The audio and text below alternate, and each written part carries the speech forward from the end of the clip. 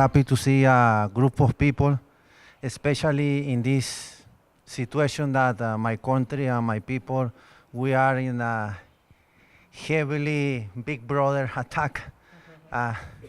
To see people that is willing to come and see this presentation is allows me that there is people that is good people everywhere. How can I say? Maybe when I was 18 years old, when Hugo Chavez won his first election in 1998, in that moment I didn't expect that we were going to move forward this space. I didn't realize in my country how can we fight against the Big Brother. So when I came to the US, and I've been here in the US for 5 years, and I can see the real power in the States, I realized that it's amazing how a small country like my country or Cuba are able to fight in the international scenario. Especially last week that we hold an election against almost everything, but with the support of our people, we are swimming against the river, something like that, that especially when I talk to American people, they don't realize because they don't know the context of my country or a small country, that we have to overcome maybe twice or 3 times because a small country is insert in the international scenario, and we have to fight against our oligarchy and the international oligarchy. Maybe here in the States you are not able to see that thing, but I am pretty happy that we are moving a small step because our goal is to make a real change. Thank you so much.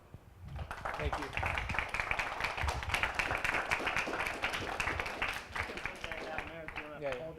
Okay, great. Well, thank you very much. First of all, before I begin, I would like to really thank Stan Smith over here for organizing this event and making it possible. A round of applause for Stan, really. Thank you. And I also want to thank the United Electrical Workers for also lending us this space and making it possible. Solidarity. My name is Lucas Koerner. I've lived in Venezuela for 2.5 years, working for Venezuela Analysis, doing reporting. I also am a master's student at the Institute for Advanced Studies in Caracas, and I am working on a thesis on looking at an ethnography of the Venezuelan Ministry of Communes and looking at bureaucracy and revolutionary transition. And I'm happy to answer questions about that later. But I think I'll just dive right in because we have limited time. So I think I wanted to really begin with the election result on this past Sunday for people who haven't seen that there was National Constituent Assembly elections in which a stunning 8 million people turned out to vote amid a campaign that can only really just be described as a terror campaign in many ways that could be construed as similar to that you see in the Dixie South, and a campaign of intimidation, a campaign of attacking 200 voting centers, a candidate was killed the night before the election, etc. And despite all of this, you had a very significant turnout. 41.5% of the population turned out to vote. And of course, what is the reaction to this? It's a stepped up campaign of regime change. And most particularly, it's the usual, this attempt to delegitimize this election as a fraud.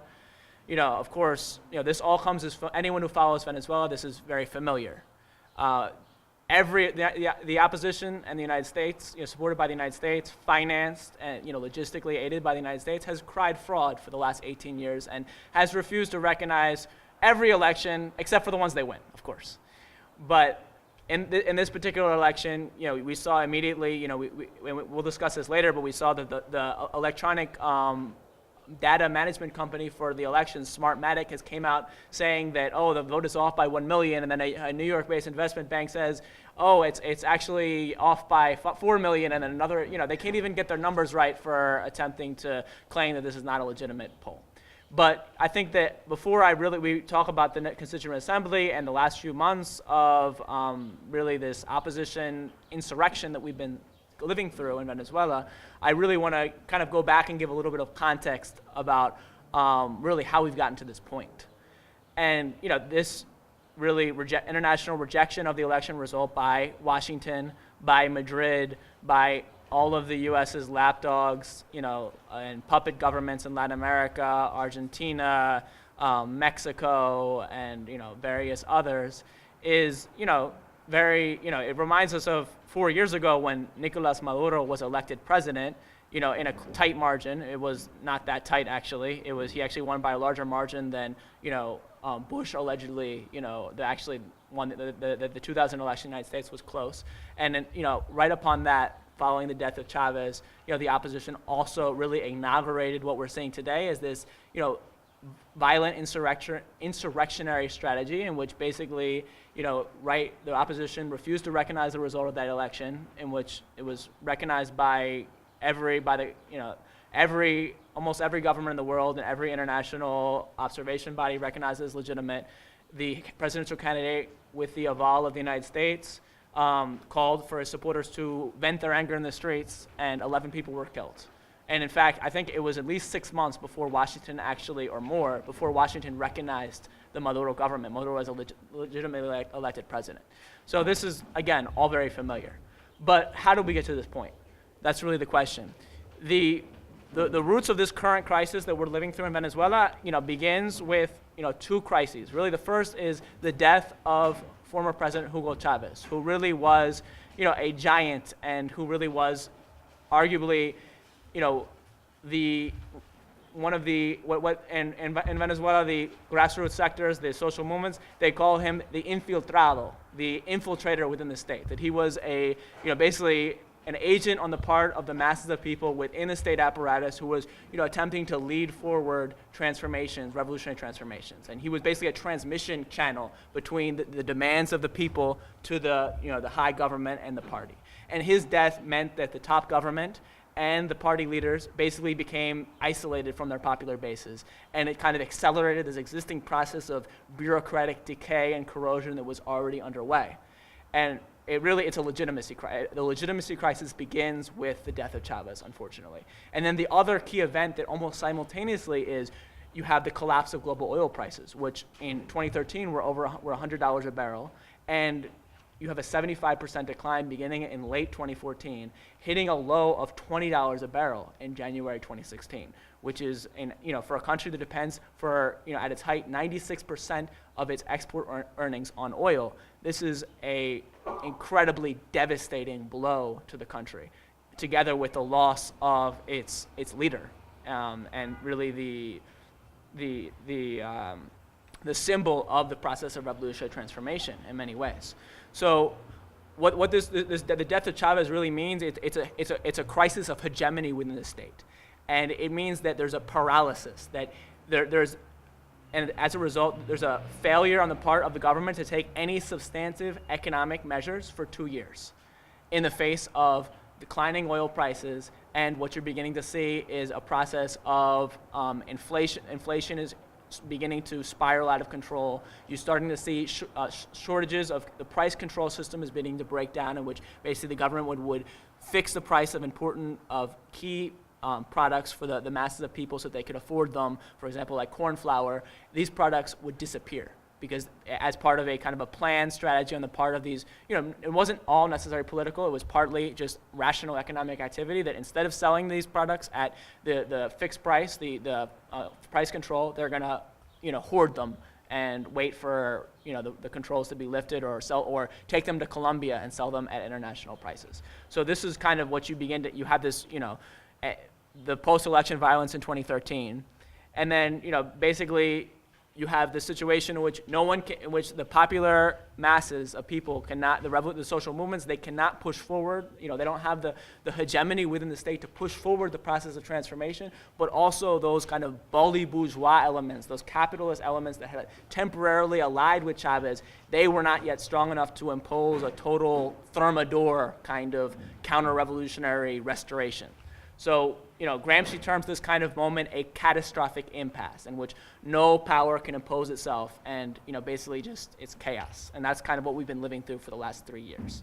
So in the midst of this government paralysis, the opposition steps up its insurrectionary strategy. And this is with the 2014 campaign known as the Exit. And it's really, they start utilizing these guarimba tactic. Guarimbas are violent street barricades where they close down a street and basically with burning trash or rubble or cut down trees or whatever. And these are enforced with firearms or other weapons. Anyone attempts to remove them could be hurt or killed. And these close down large sections of the middle class and upper middle class communities of the country. They said this is a upper middle class revolt against the government. That the class character of this cannot be emphasized enough. And 43 people are killed in this episode. The majority of them, Venezuela Analysis documented at the time, were government supporters, security personnel, and passerby, contrary to the media narrative at that point. So what we see is this twin crises of the economic crisis and this legitimacy crisis. They in turn they reach this apex and they further deepen with the 2015 National Assembly elections, in which the opposition wins a landslide victory. And we should note that the opposition was crying fraud up until their victory. To the night of the victory, they were claiming that it was a fraud. And in fact, the United States, Hillary Clinton actually, in the campaign trail multiple times, she said, "Oh, this is going to be a fraud." Luis Almagro, the head of the Organization of American States, also spoke out, claiming it was going to be a fraud. And then, of course, once it's over, Venezuela is miraculously, rebranded as a democracy because the opposition won. So this is kind of the way things work. But you all probably know this. Anyway, so the victory of the opposition kind of inaugurates a new strategy on the part of the opposition. It's a kind of a Trojan horse strategy within the state apparatus, in which basically they're using the parliament as a battering ram to overturn the Bolivarian institutional order that has been crafted over the past 16, 17 years at that time. So basically, the moment they're inaugurated, again, this is contrary to anything you will read, for example, even in NACLA, but in most mainstream media and even center-left publications who claim that, oh, the National Assembly has been stifled by the government, that this is some kind of authoritarian, all this is omitted from this narrative. That the moment the opposition is inaugurated, they declare, Henry Ramos Ayú declares, I think it's like January 6, 2016, that they're going to remove Maduro within 6 months. Of course, this is totally unconstitutional because, to have a recall referendum, which Venezuela does have, you need at least 8 months or more. So then they pass counter-revolutionary legislation, like the amnesty law, which basically declares a whole part of the criminal code. They just rip it out and say all these crimes are pardoned, and in order to release their own activists, a whole list of crimes of people basically engaged in insurrection against the government and military rebellion and homicide and even drug trafficking, all kinds of things. So also there's a housing law. They seek to privatize the entire government-built housing program, the Misión Vivienda, which has built 1.7 million homes to date. And then also a national production law that was going to return all of the expropriated assets to their owners, and which would really affect communes and other cooperatives. So these are all struck down by the Supreme Court. And then you also see that the opposition tries to do the recall referendum, as you saw in mainstream media. However, they self-sabotage because they began it too late. And to do it, you need at least 8 months. And if you don't do it before January 10th, 2017, earlier this year, then Maduro can't be out. He can be ousted, but his vice president will take his place. So basically, they started it late on purpose, because not on purpose, but they couldn't decide on which strategy they wanted to do because they thought that they could, they could pass a constitutional amendment to shorten his term retroactively and all kinds of things that were just completely, half-baked and would not work. But their more radical elements wanted to do that. But the sad thing is that even that, and they ultimately, although they failed to do the recall referendum because they self-sabotage, ultimately, you know, they had a secondary, they dealt collateral damage in the sense that they kind of, all of these kind of tactics, all of these efforts served to kind of, you know, batter down and tarnish the government's democratic legitimacy. And this is really, you know, dangerous in that sense. But I mean, they also tried to do things like declare that Maduro had abandoned his post earlier this year and late last year, which is, they attempted to show that he was Colombian. He was a Colombian citizen and couldn't serve. I mean, this is just the lengths that they went, which is ridiculous. But anyway, the point is the government responds to all this with a kind of like a top-down maneuvering, that they use the Supreme Court to like strike down all this legislation, as I mentioned. They pass an emergency economic decree where they give the executive power to pass all kinds of decrees, which actually the government doesn't really use because Maduro doesn't approve any substantive economic measures anyway, but whatever, they approve that, and you know, they basically kind of end up, they attempt to quarantine the National Assembly so it can't continue to attempt basically the parliamentary coup that it's attempting to carry out, because that's what the National Assembly has been trying to do.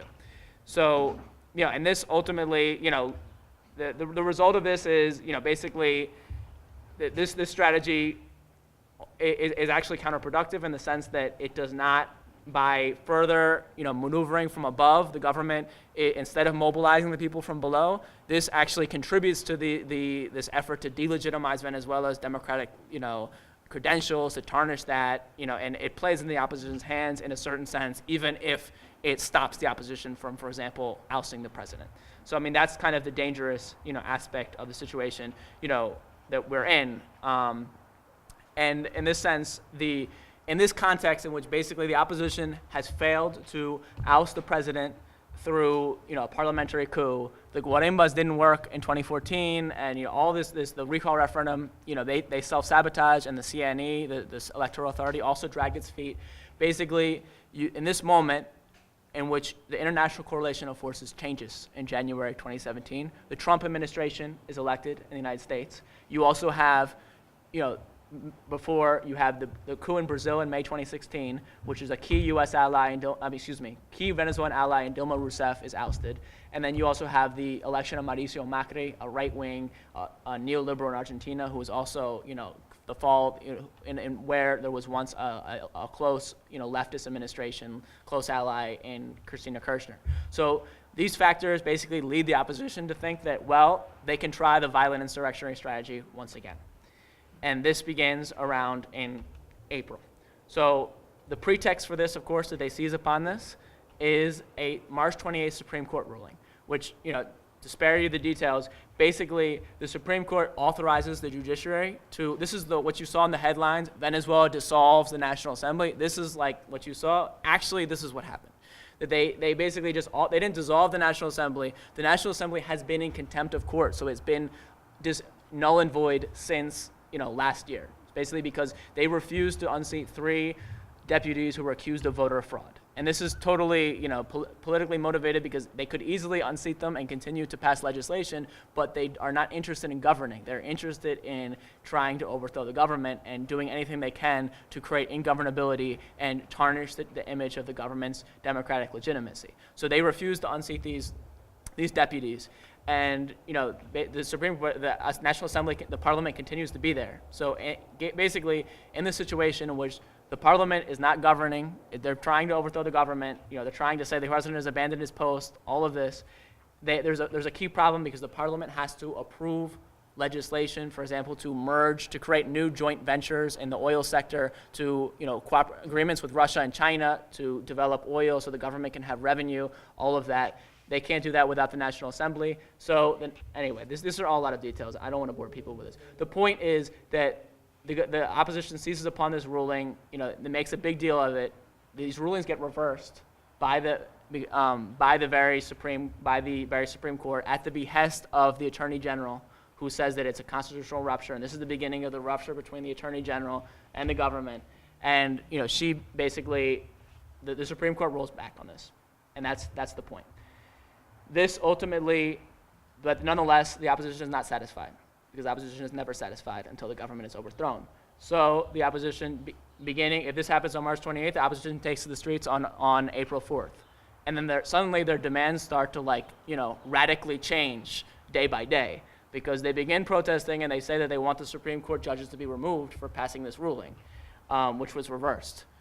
And then on April 9th, but they also say they want regional elections, because Venezuela had postponed its regional elections from November last year to this December, which the government claims that it was due to the fact that there was the recall referendum, which, ended up being, for, like I said before, it was too late to begin to have the recall referendum. Regardless, the point is that Maduro on April 9th announces that the elections are going to be held in December. And suddenly that, of course, just, catches the opposition with their pants down, because one of their demands has just been met. So the opposition has to reposition itself and say, oh, actually, we don't really care about regional elections. Our regional elections are necessary, in Freddy Guevara's words, but not sufficient. And he says that actually we want general elections. So we want early presidential elections, in other words. So it's the same thing as 2014, because also in 2014, the opposition was saying, we want the exit of Maduro, even though he had just been elected, in a certain sense. And in fact, there's a hashtag that trends at that time on Twitter, elecciones no libertad sí, or no elections, freedom. So they explicitly saying that they don't want elections, that they want to topple the government. So if there's any doubts about their democratic aims.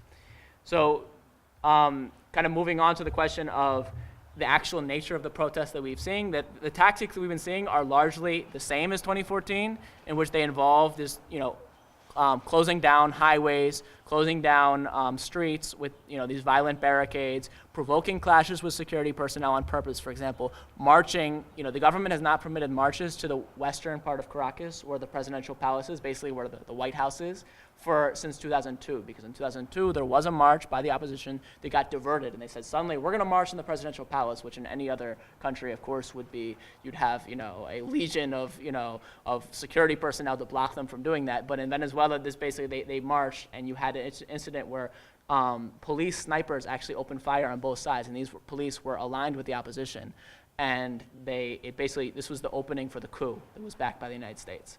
So the government has prohibited the opposition from marching to the west since then, but the opposition continually, like today, attempts to do so in order to provoke clashes, in order to say that the government is a dictator and let people march in the streets, even though in any other country in the world this would not be acceptable. Also, another tactic that you see is that the opposition targets anyone who's perceived to be a Chavista for violence. It also targets public infrastructure, government institutions, and particularly soft targets like health clinics and food distribution centers. And we can see key examples of this. For example, in Anzoátegui in the east, you had a government warehouse on June 29th that filled with 50 tons of food that was torched. Completely, you see the besieging of maternity hospitals in El Valle on April 20th and Los Teques in May 17th. You see the Supreme Court Executive Office in the east of the city in Chacao was attacked 4 times in 70 days, to the point that they moved it out of the part. They said, we're not going to use this building anymore because it's too much of a danger to the 2,000 people who are working there. So, they've attacked military facilities like the La Carlota Air Force Base in the eastern Caracas, or, Murra Garrison in Thatcher, and any other place, if you attack a military facility in the United States, I guarantee you, you will be probably dead, before you attempt anything, but in Venezuela, almost nothing happens. So, of course, the mainstream media has been essential. All this has provided ideological air cover in a certain way for these terrorist actions. And I think we should not call them protests. I don't like to use the term terrorist, but I think they are terror actions.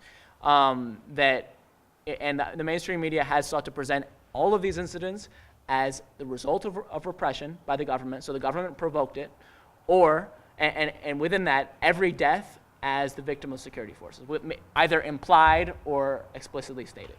Now, of course, the reality, as is often the case, is very different. Venezuela Analysis has been running a daily death count since the beginning of this.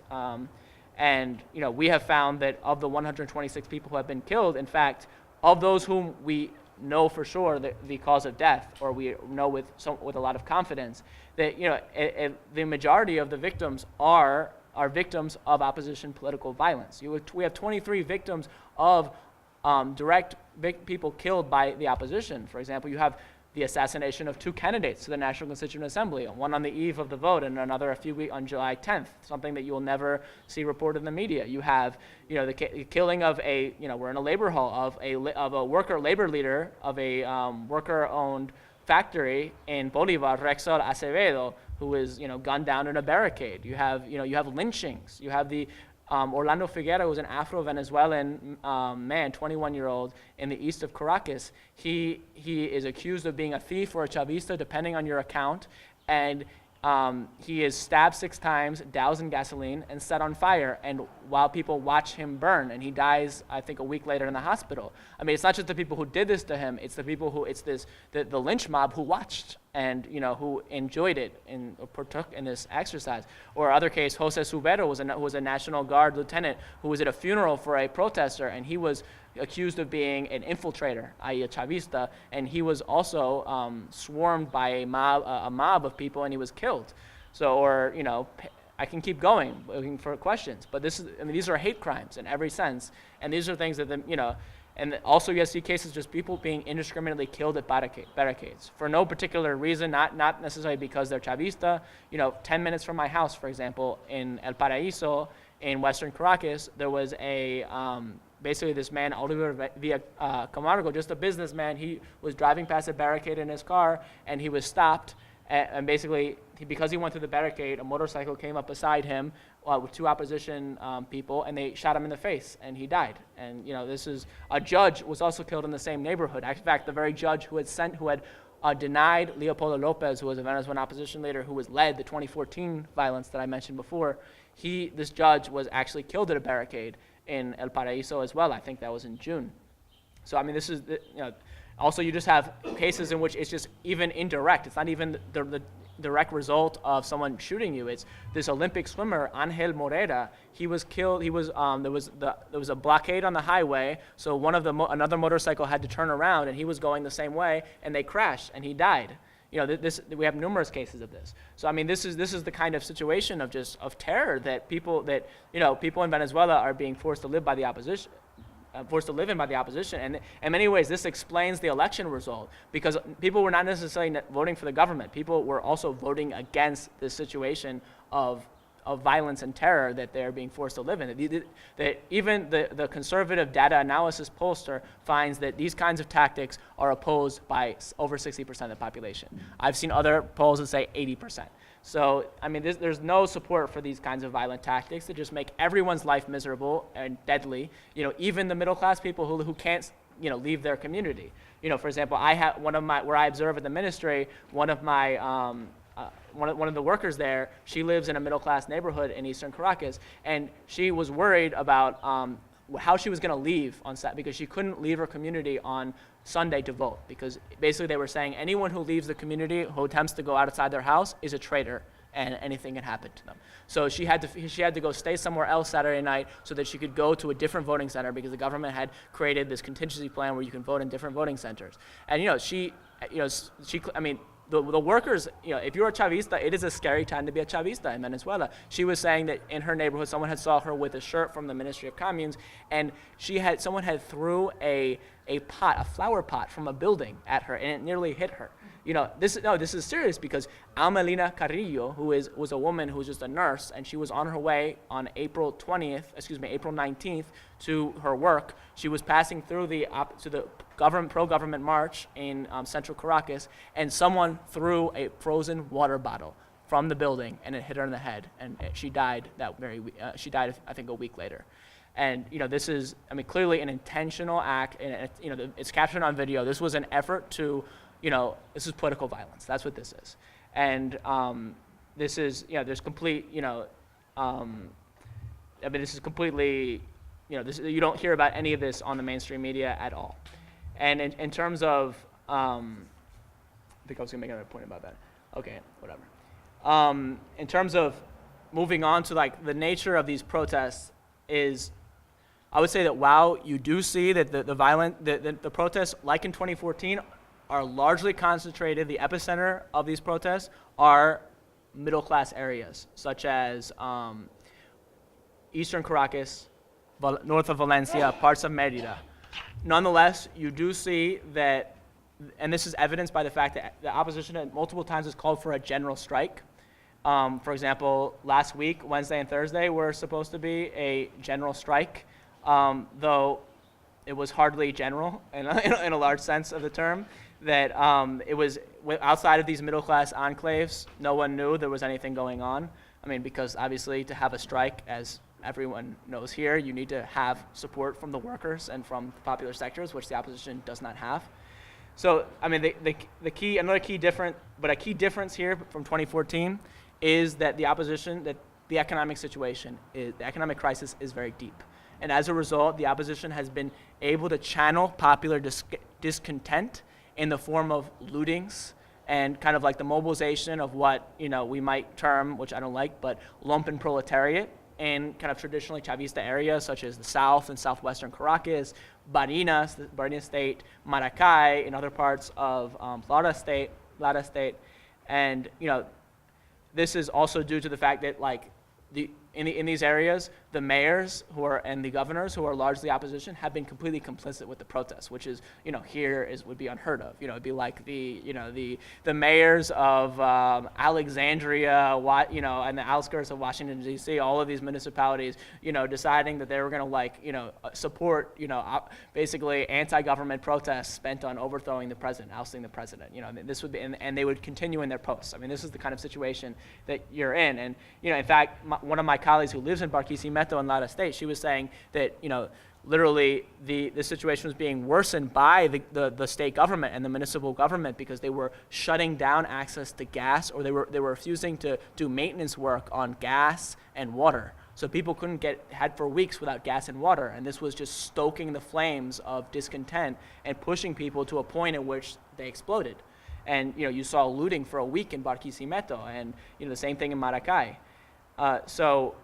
And finally, I mean, the government is beginning to take action and actually is arresting some of these mayors, and they're being, there's court sentences against them, and it looks like they're going to serve some time. Hopefully, I mean, we'll see how that plays out.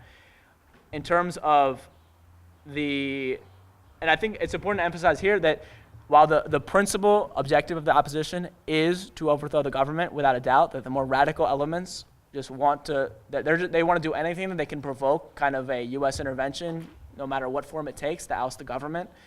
I think that there's a secondary objective, which is more pernicious in every sense, that they're just trying to stoke ingovernability in order to delegitimize the government. So, and the media is the key ally in this and making this possible. They're just trying to make Venezuela, people are breaking into zoos and eating zoo animals, situation like that. People, it's like people are eating each other in Venezuela. Like this is the kind of, things that you're hearing, and it's obviously, a lot of this is not true, while of course the situation is very dire in every sense.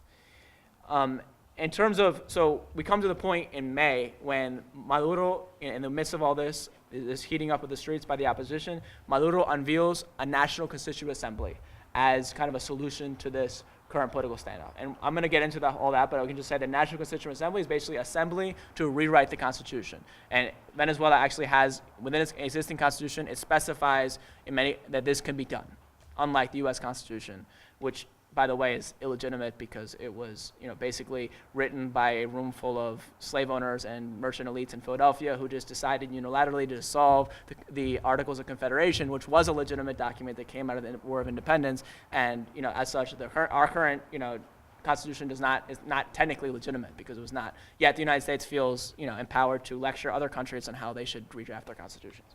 Anyway, the proposal that Maduro comes out with, it catches the opposition completely off guard. And because, in fact, the opposition for the last few years has consistently called for a National Constituent Assembly because they have zero respect for the existing Constitution. Because recall that the opposition has never recognized the 1999 Constitution, only when it's convenient for them, i.e. when they win elections or they can do the recall referendum. But and remember what happened in 2002, the Carmona dictatorship that was blessed by Washington, the New York Times, and Madrid. The first thing they did was they tore out the Constitution, and they actually dissolved the National Assembly, and they actually dissolved the Supreme Court and all the other constituted powers. So we should keep this in mind when we hear all the propaganda about what the Maduro government is doing. So of course, what this does, although this definitely catches the opposition off guard, it does have the effect of further dividing some of government supporters, because you have some prominent Chavistas who do oppose the Constituent Assembly, and you have the Attorney General Luisa Ortega, who had, as I mentioned before very quickly, that she had broken with the government over these rulings by the Supreme Court, over the Supreme Court being able to legislate and all that. She comes out and she said she refuses to basically say, I don't support the Constituent Assembly, but she begins to radicalize her own demands, and she begins to take up the opposition's kind of talking points and the opposition's demands, and she calls for the removal of the Supreme Court justices. She calls for the suspension of the Constituent Assembly. She condemns the government's repression of protests without actually acknowledging the opposition violence. She begins to just come out with, act as judge, jury, claiming to be both the judge and the jury, wherein she's just the prosecutor, saying that these people were definitely killed by the government, when in fact only a court can decide that. So I mean, we can get into that later, but this is definitely a key moment right here.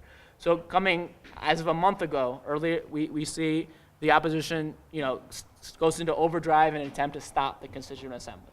So it convokes what is called a plebiscite. And Venezuela has no procedure to have a plebiscite. You can have a referendum through the Constitution, but they say, all right, we're just going to have this outside of the Constitution without the electoral authority.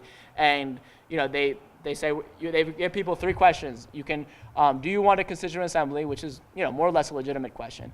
Do you want do you want the armed forces to act to restore the Constitution? I.e., do you want a military coup in Venezuela, in other words? And then a third one with regard to the position of other public sector of the government with regard to other issues. So basically, of course, the opposition's own body that was observing this, it came out and said that there are a team of international observers, and their report said that this plebiscite was marred by numerous irregularities, including a lack of a secret ballot and multiple voting. Oh, okay. So that we can take this serious. But they claimed, and they actually burnt the ballots afterwards. But nonetheless, the mainstream media hails this as a mandate. The Venezuelan people have spoken against Maduro's dictatorship, against the Constituent Assembly, all of the usual. But not only that, they say that, this is a mandate to step up the protest, because this is not, they call it 0 hour. This is not a video game, this is not Call of Duty or whatever. This is Venezuela. They're saying that they're going to basically, literally, this is the words that they're using, they're going to provoke ungovernability until the government falls. And as I said before, they had a 48-hour strike last week, which was largely unsuccessful. Nonetheless, 7 people were killed.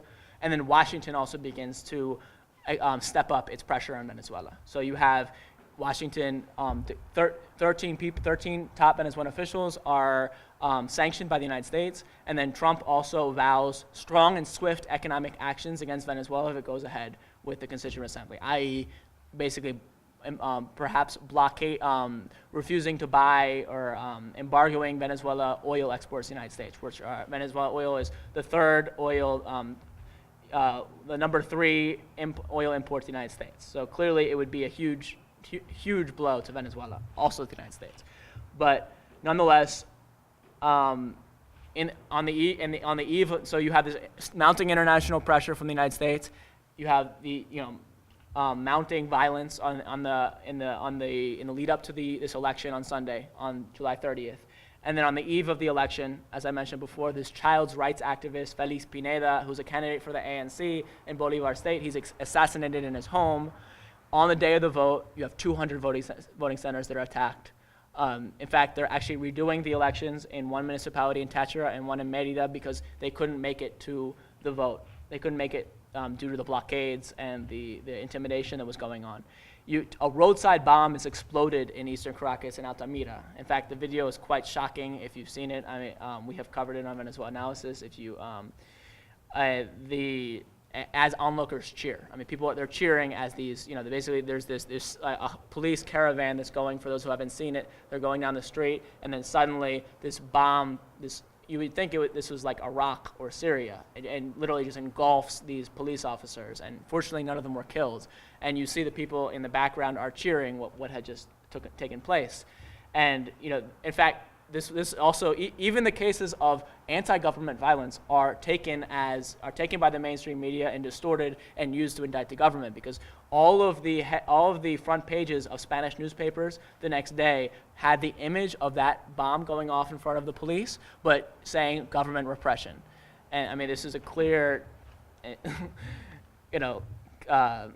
case study in that. 10 people were killed across the country, including one National Guards person. 9 other people who were killed in various situations, which are we still don't have the answers on and are very unclear. A number of people were probably killed by security forces in the context of protests and violent clashes. And obviously, I think that in any case of protesters being killed, there should be an investigation, and those killed should be those who are participating in these kinds of abuses should be face trial. And in fact, in the case of 13 people, 13 protesters killed by the government, confirmed, the Venezuelan analysis is tabulated. There have been indictments in all those cases, and we'd like to see, in all cases in which protesters have been killed, we'd like to see those responsible brought to justice. I mean, that's obviously unacceptable. I mean, state repression is not okay, but neither is, violent, insurrection and terror. In terms of what I think that I just want to go back and emphasize this point that despite this, campaign of terror in the lead up to, and these immense obstacles were put up for people to vote through the barricades. I mean, you have images of people crossing rivers in Táchira State and on the border with Colombia to try to vote. I mean, you have this image of a 100-year-old woman being carried up the stairs in order to be able to vote. So I think that these are obviously the images that are censored by the mainstream media. But despite all of these obstacles and this violence, you have a massive turnout. And I want to emphasize that not only is the 8 million figure larger than the number of people who voted for Nicolás Maduro in 2013, but it's also a higher turnout than the referendum. Basically, the previous referendum to consult the people in 1999 if they wanted to have a constitutional change, if they wanted to rewrite the Constitution, because 36% of the population participated in that, saying that they wanted to. Obviously, over 80% said yes, but of that, only 36% of the population participated. This 41.5% of the population. So arguably, this is more legitimate in every sense. Obviously, there have been a lot of allegations that this vote has been marred by irregularities or has been rigged, and we can discuss that in the question and answer. I don't think that they carry a lot of weight, but I think it can be worth discussing.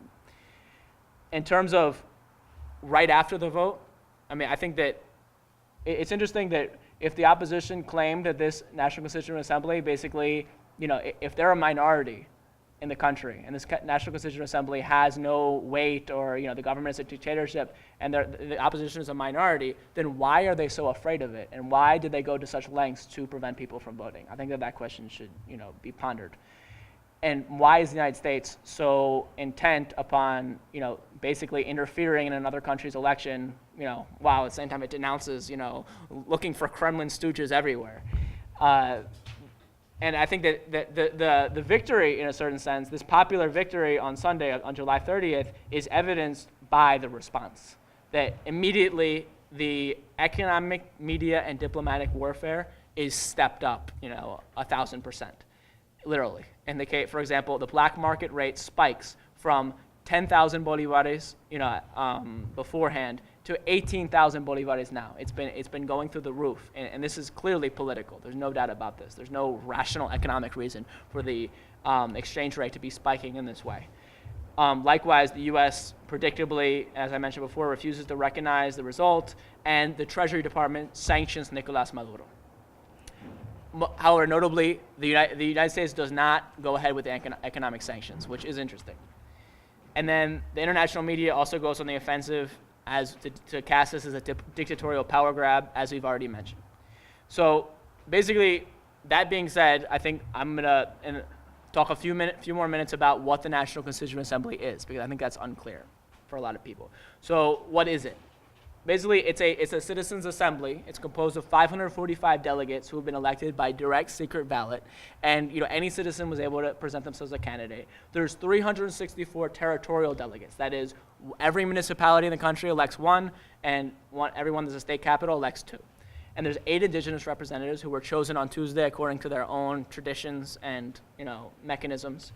And there's a 173 sectoral delegates. And this is the really interesting part, because these are different sectors of the population: workers, campesinos, or farmers and fishermen, people with disabilities, students, pensioners, the business sector, communes, and communal councils, who get to elect their own representatives to draft legislate, to basically participate in this process, which is a very novel feature, because in the 1999 process, this was not there. And of course, like, the media has consistently said that, in the opposition, that Maduro doesn't have the power to call a constituent assembly. I mean, this is not true. In Article 348 of the Constitution, the president, the National Assembly, or a percentage, or the people, by collecting signatures, can trigger this process. And there's a whole controversy over whether or not this has to be approved by had to be a private referendum to approve this or not. We can discuss that later. But the point is, Maduro has said that there will be a referendum at the end of this process to approve the ultimate document, the Magna Carta, that comes out of it. So regardless, the people are going to have to vote on whether or not they agree with the changes, period. And so if the opposition doesn't like it, they can vote against it. And that's something that's continually omitted from mainstream media accounts. And I think that Maduro has outlined a number of areas in which he's proposals for areas for constitutional changes. And those areas are the nation's right and need for peace, improvements to the country's economy, the constitutional recognition of the missions. The missions are basically parallel structures that Chavez created in order to address pressing social needs. For example, the Barrio Dentro mission is like Cuban Venezuela mission, the Cuban and Venezuelan physicians in small clinics throughout the country providing free health care. So you have, basically the government wants to have, there's a push for the part of the grassroots, particularly, to recognize these missions as, part of the Constitution, so the opposition can't just eliminate them when they come to power, because it's a real concern. In terms also an extension of the justice system's scope, kind of to end impunity for crimes, because I mentioned before there's a situation of impunity in Venezuela towards right-wing violence, and it's quite serious. The also constitutional recognition of new forms of popular democracy. For example, the communes and the communal councils, which the opposition would likely, one of the first things they would do would be to eliminate these institutions and eliminate the Ministry of Communes, where I do research. The workers have stressed that. Also the defense of Venezuela's sovereignty and protection against foreign intervention, which is obviously important, reinvigorating Venezuela, the plural, multicultural character of Venezuela, and also, lastly, a guarantee for the future of Venezuela's youth through enshrining in the Constitution their rights and the need to preserve the life of the planet. Now, within these areas, there's been a number of interesting proposals to make constitutional changes, and I'm going to present a few of them before I close. That, for example, proposal to modify Article 113 of the Constitution so that not only is there a prohibition against monopolies, but also against oligopolies. So, for example, Polar, which is the largest food company in the country, which is basically an oligopoly and has the country by the balls, so to speak, in terms of food production, and has been refusing to produce despite receiving money from the government. They could be broken up, perhaps, or expropriated. Hopefully, the government will take action on that front. Also legislation against hate crime legislation.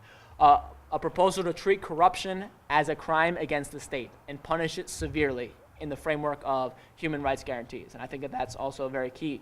Also, proposals to a number, I think, and this is something that I want to, a proposal to freeze prices of basic goods. And I think that another thing that's important to recognize that I'm going to close with is that within one other aspect, one other reason for the massive turnout that you saw last Sunday was that the opposition boycotted the elections. And what did this mean? It meant that instead of all of the social movements and the popular movements having to close ranks behind the PSUV, the ruling Socialist Party candidates, and who were handpicked by the bureaucracy in many cases, they could field their own candidates against the bureaucratic candidates. And they, in fact, in a number of cases, not enough, these popular movements, and it was called Chavismo Bravío, or fierce Chavismo, or defiant Chavismo, that these candidates actually won out. And you have people like Ángel Prada, who is from the Comuna El Maizal, which is one of the largest communes in the country and has very significant production capacities in Lara state. And he's calling for to transfer unproductive state and private factories to productive communes, and also to increase the workers' control in state enterprises. Or you have Jose Luis Valera, who is also from a large commune called the Comuna Eterno Gigante, or the Eternal Giant Commune. And he's calling for campesinos and communes to be given preference in the state's distribution of fertilizers and seeds, because basically, as of now, the state just gives all these seeds to gives them to private companies, or sells them at subsidized rates to private companies, and then they get sold to the campesinos. And obviously, this is a really bad system. He's also called for justice and protection for campesinos assassinated by landowners, because you've seen over 300 campesinos who have been assassinated in Venezuela over the past few years. Because people should know that the vast majority of land in Venezuela is privately owned. It's one of the largest concentrations of private land on the continent, I think, and it's extreme problem for attempting to develop agriculture. And any attempt to really make Venezuela self-sustainable in terms of food production needs to go about challenging the oligarchy and the landed oligarchy.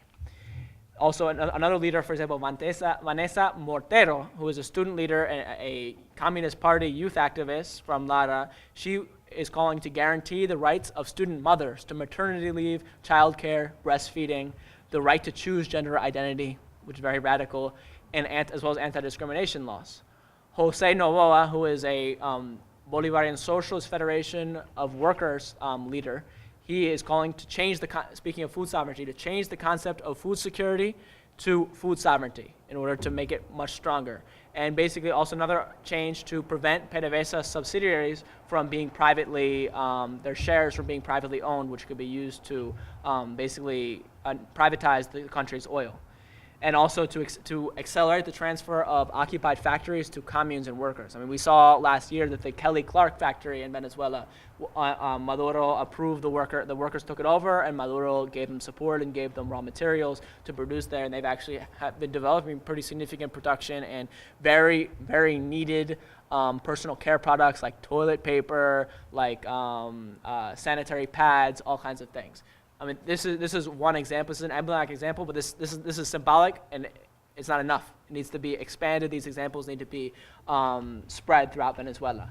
And then finally, Miguel Chincho Medina, who is a campesino. He is also from a commune, the Socialist Pan-American Commune, and he's calling for the communal parliament to have real powers. So, I mean, in this case, I'm fine with dissolving the National Assembly, but make a communal parliament that will have, this is kind of what he's saying, what a lot of people are saying on the left, but have a grassroots parliament that has real powers. Let's not defend the bourgeois institutionality. Let's not stop there. Let's actually create alternative institutions, grassroots institutions that can push forward the process of transformation. So there's a number of questions, a lot up for debate now that this has happened. In fact, today, the National Constituent Assembly was just inaugurated in Caracas. Delcy Rodriguez, who's the former foreign minister, is now the president, which I think is significant that you have, a woman as the president of this body, which is now the most powerful body in Venezuela because it directly embodies the will of the people, as opposed to, the other institutions, the other branches of government that are constituted powers. They're representative. This is, supposed to be direct embodiment in that sense. So it's significant that she is the president, and she has a long, trajectory as a socialist, activist. And then, Aristobullo Ituriz, who is the former vice president, who is also very prominent Afro-Venezuelan leader in Venezuela. He is the first vice president of this body.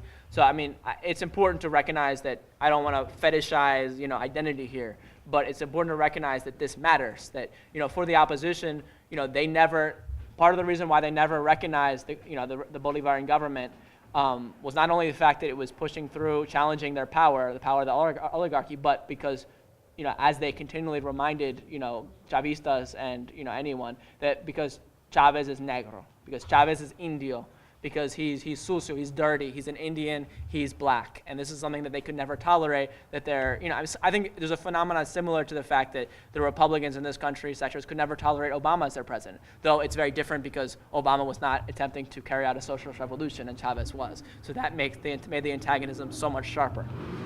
In terms of, so there's a big debate that's going to happen is, well, what is going to be the status of the Constituent Assembly with regard to the other branches of government that already exist?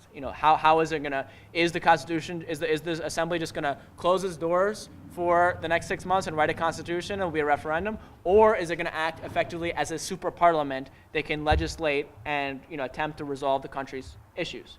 I mean, obviously, the attempt to do so is going to be critiqued, is going to be lambasted as dictatorial. I mean, we know that. I think the real question is, what will it do? If it seems like it's going to assume those powers, and will it assume those powers in a progressive or radical way to resolve the crisis on the terms of the interests of the vast majority of the population of trying to deepen revolutionary transformations, or will it attempt to compromise with the oligarchy? So, Maduro has already called for the first task of this body is to immediately restructure the public prosecution, the Attorney General's office, and basically, because the Attorney General has basically refused to prosecute violent, basically these violent opposition militants who are engaged in all these activities that I've mentioned. And she's basically been letting them go systematically. And the government, which I don't agree with, but you have to recognize it has been forced to use military tribunals to process many of these people. And I think that is not a way to solve this problem. But clearly Maduro recognizes that that's not sustainable, and they need to immediately restructure this institution to make it work correctly, and they can actually guarantee due process in Venezuela. And I think it's also important that the mainstream media has talked a lot about, that this Constituent Assembly is going to suddenly just nullify all the elections. There's not going to be elections because there's a Constituent Assembly, and that's actually not true because Maduro has continually stressed that the regional elections in December will go ahead, rain or shine. And also the presidential elections, which probably will be held in December 2018 next year, will also go ahead. So there's no doubt about that. And in fact, one of the most important parties in the opposition, Democratic Action, is later just announced the other day that they're going to participate in the regional elections, which is rather ironic because they're going to participate in regional elections supervised by the electoral body who they refuse to recognize and who's, basically they've accused of committing a fraud in the context of the National Constituent Assembly. So it's a strange world that we're living in Venezuela. So in terms of what the first actions of the ANC might be, I think we can anticipate they're going to they're going to basically approve these mixed, these joint venture agreements with Russia and China so they can try to open up the country, parts of the country to oil and mineral extraction, which is very lamentable and, ugly in many ways, but the government has $11 billion in reserves and, it needs money in order to pay for imports. So, I mean, it should be criticized, but it should be contextualized. That the government will probably, as I said, go after the public prosecution, attempt to restructure it, and they might they take away the immunity of opposition legislatures, like, for example, opposition leader Freddy Guevara, who basically has been openly calling for the government to be ousted by violent means and has been leading these protests for the past 3 months and before that. So this is kind of what we're going to see. And to close, I think that the Constituent Assembly really embodies the struggle for the soul of Chavismo in this moment. That, as I mentioned, this Chavismo Bravillo, these grassroots popular movement delegates are the struggle has only begun between them and the oficialismo, as it's called in Venezuela, or basically the bureaucracy, the party elite who are basically, and this is not just this is not just a struggle, a mere tactical struggle. It's a fundamental it's a line struggle. It's a struggle for It's about what is the ultimate end? What is the horizon that we're fighting for? Are we looking for reform or revolution? Are we trying to actually make a transition to socialism? Or are we just trying to manage capitalism in a slightly more humane way? I mean, this is what is at stake here. And Maduro is very ambiguous about this. I mean, the government has very much branded the National Constituent Assembly as this is the possibility for dialogue. Finally, we're going to be able to bring the opposition to the table. We'll have dialogue, and we'll have peace, and we'll be able to resolve our differences, and everything will be hunky-dory. Though, obviously, this is very naive in many ways because, for anyone who has been watching, Venezuela for the last 18 years knows that the opposition has not, for once, let up in trying to overthrow the government, even if certain sectors have pacted for a moment with the government. So, I mean, it's unlikely that that while the government remains in power, the opposition will ever stop attempting to overthrow the government. Just like Dilma Rousseff implemented the global financial institutions and the bourgeoisie's neoliberal package. She imposed austerity upon her bases and basically lost her popular support there, and they still ousted her. So I mean, no quantity of concessions are going to satiate the opposition, the U.S.-backed opposition's drive to overthrow this government and install, either through the simulacrum of democracy or through openly violent means, a oligarchic government that will impose harsh structural adjustment like you're seeing in Brazil. They just passed a constitutional amendment freezing social spending in Brazil for 20 years, something insane. And obviously for the masses of people, this is social death, without a doubt. When you freeze spending on medicine, as we're seeing here in this country, what privatized healthcare means for people, it's social death. So I mean, that's evident. So, and I think that, so really what this is about, this struggle between Chavismo, Bravío, and oficialismo, it's this struggle for this intra-elite dialogue and peace, quote unquote, versus radicalized class struggle. In old Maoist terms, we could put it as a same philosophical debate as this: one divides into two versus two fuses into one. Are we looking to maintain antagonism and push forward towards revolutionary transition, or are we attempting to try to maintain this illusion of reconciliation and harmony, which of course is impossible?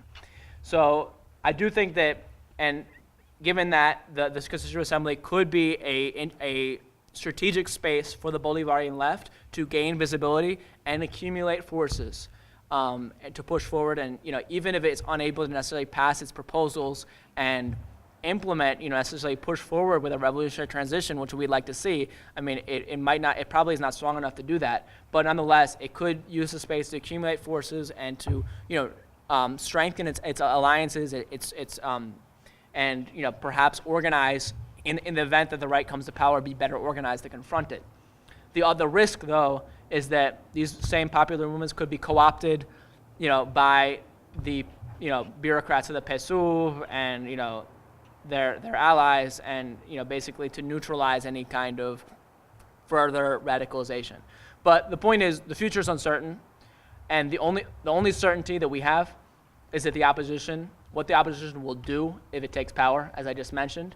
And I think that we have to embrace, as the international left, we have to support. This is the strategic option taken by the Venezuelan left, the majority of the Venezuelan left, to go for the Constituent Assembly, that this is the path not taken, and we have to embrace that path, and which it could offer a revolutionary solution to the current crisis. Thank you very much.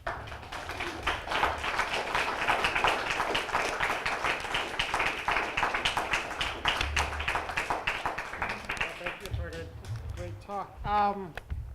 To get everything on the mic, will you summarize the questions? Yeah, I'll be summarizing the questions. So do you just want to? What is Well, let me. part of the Vatican have in opposing of the Constitutional Convention?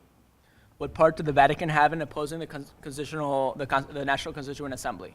Well, the Vatican has played an interesting role in Venezuela over the past 8 months.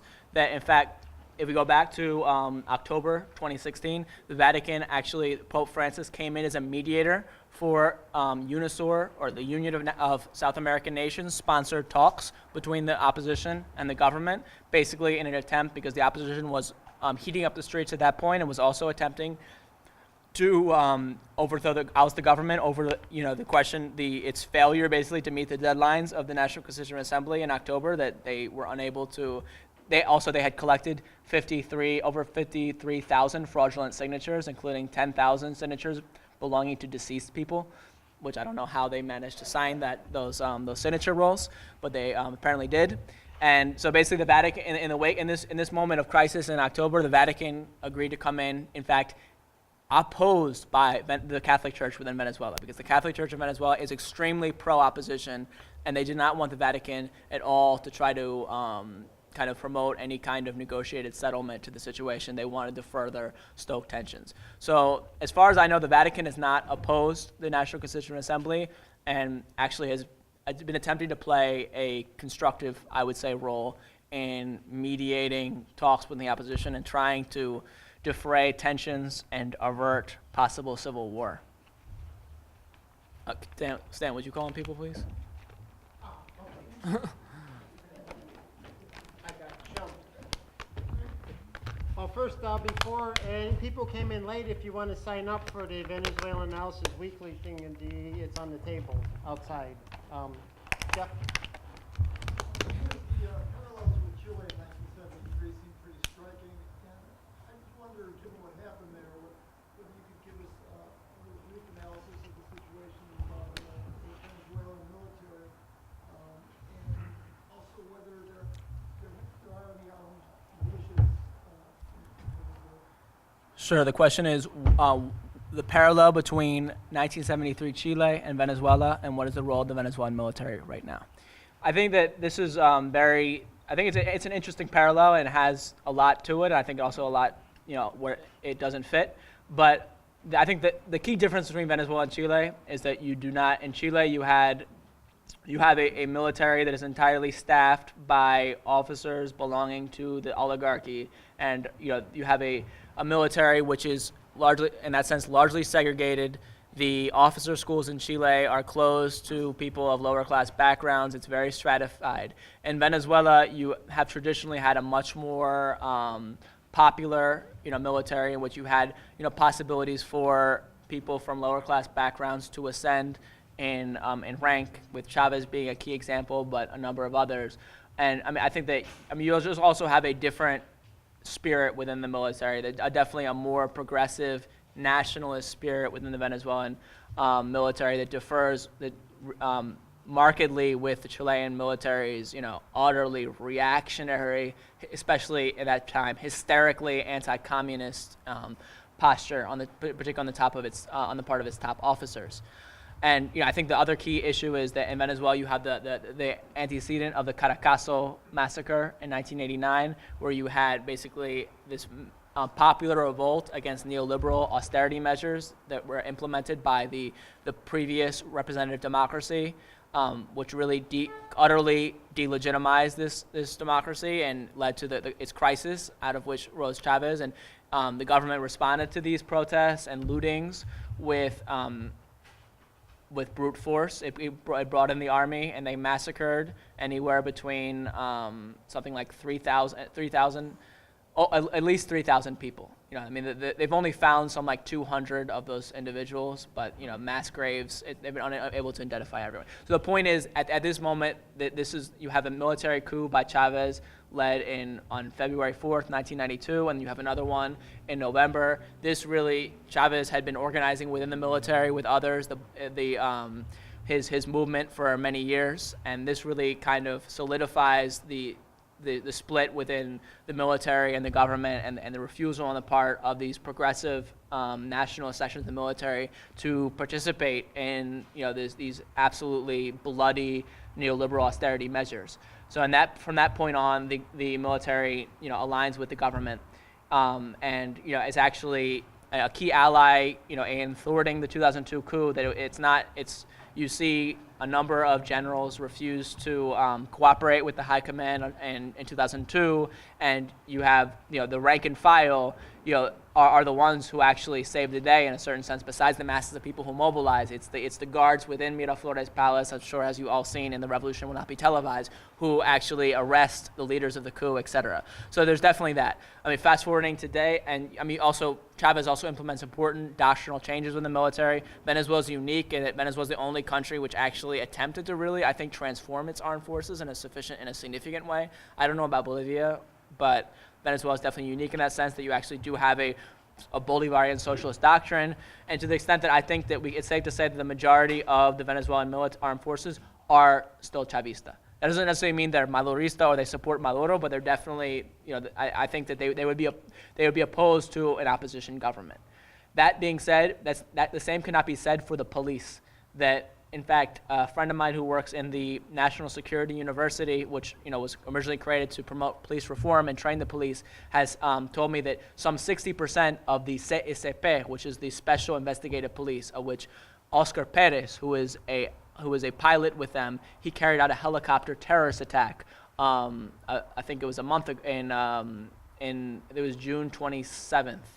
That basically he flew over the Supreme Court building and he flew over the Interior Ministry and he dropped grenades. And of course the Guardian calls it a helicopter protest, interestingly. But he is an example of this kind of fascist tendency within elements of the police. My friend tells me some 60% of this special investigative body of this police force are right wing. And of the intelligence service, the equivalent of the FBI, the SEBIN, something like 80%. And this is very scary because in the event of an opposition government, these apparatuses, would press themselves as willing accomplices and instruments of a right-wing repression. And we have to be conscious of this. I wanted to say a couple of things. One, first of all, I'm in solidarity with the people of Venezuela, the workers, the farmers, the youth. And to me, their struggle is my struggle.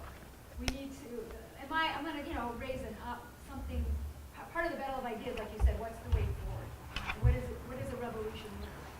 So my opinion is, you got to get rid of capitalism, right? So that's saying generally, right? So, but I say that because we need to do that here, right? Because the U.S. imperialists are all over the world oppressing, other countries and working people here. How we do that, right, is unique in each country. So in Venezuela, we need to build a leadership everywhere. We don't have one in the United States, really, to lead a way to get rid of the class and reorganize society. We need to build one through the struggles happening right now. So the struggles happening in Venezuela, I think they need to do similar. It's their own dynamic situation. And I think the main example is Cuba, which went a totally different road. Cesar Chavez said, I'm a social democrat. I am not like Fidel. He said it clearly. He never said he was that. They never got rid of the cap. So my opinion is, it didn't start when Chavez died. Because when I went to Venezuela as part of the International Youth Festival, this is the same thing. Seeing the space that existed and some of the social programs that were there, how do you defend that and extend that? Well, you can't do it under capitalists. Some of the workers getting control, they had to pay the same price, different prices, because the capitalists owned everything. They were still in control. They had to deal with the capitalists still. And so anyway, I'm not going to. There's a lot of examples of that, I'm sure. And then the peasants were dying. Then they were, this is when Chavez was president. And the land, the peasants were fighting for the government under Chavez to defend them. And they did come out, Chavez sent people out to defend some of the peasants. But when the revolution happened in Cuba, that never happened. The peasants were a key part of the revolution. You wouldn't have to, there was no peasant leaderships being killed after you have the revolution. Peasants got their land to work, that they worked their whole lives. They were given proper, right away. They were given their land for their own, since they worked it for a century. But anyway, I want to encourage people. So I just want to raise that there needs to be a leadership and to draw on the resistance that has existed in Venezuela that led to the election of Chavez. But to me, all that energy was taken to reform capitalism, and I think that opened the door for what's happening today. And just if people are interested in learning about Cuba, to go to it. There's been several trips. This is the University, the assassination of Comandante Ernesto Che Guevara, and there's going to be International Brigade going October 1st for 15, if anybody's interested. To summarize that question is, well, the question is, how do we view the question of transition to capitalism and transition from capitalism to socialism in Venezuela and the errors of, perhaps the potential errors within that process? I guess to begin, I would say that, Hugo Chavez, that in terms of his, you're right that he did begin as a third-way Democrat when he was elected, third-way social democrat. Reading Anthony Giddens and, basically, a fan of Tony Blair in a certain sense.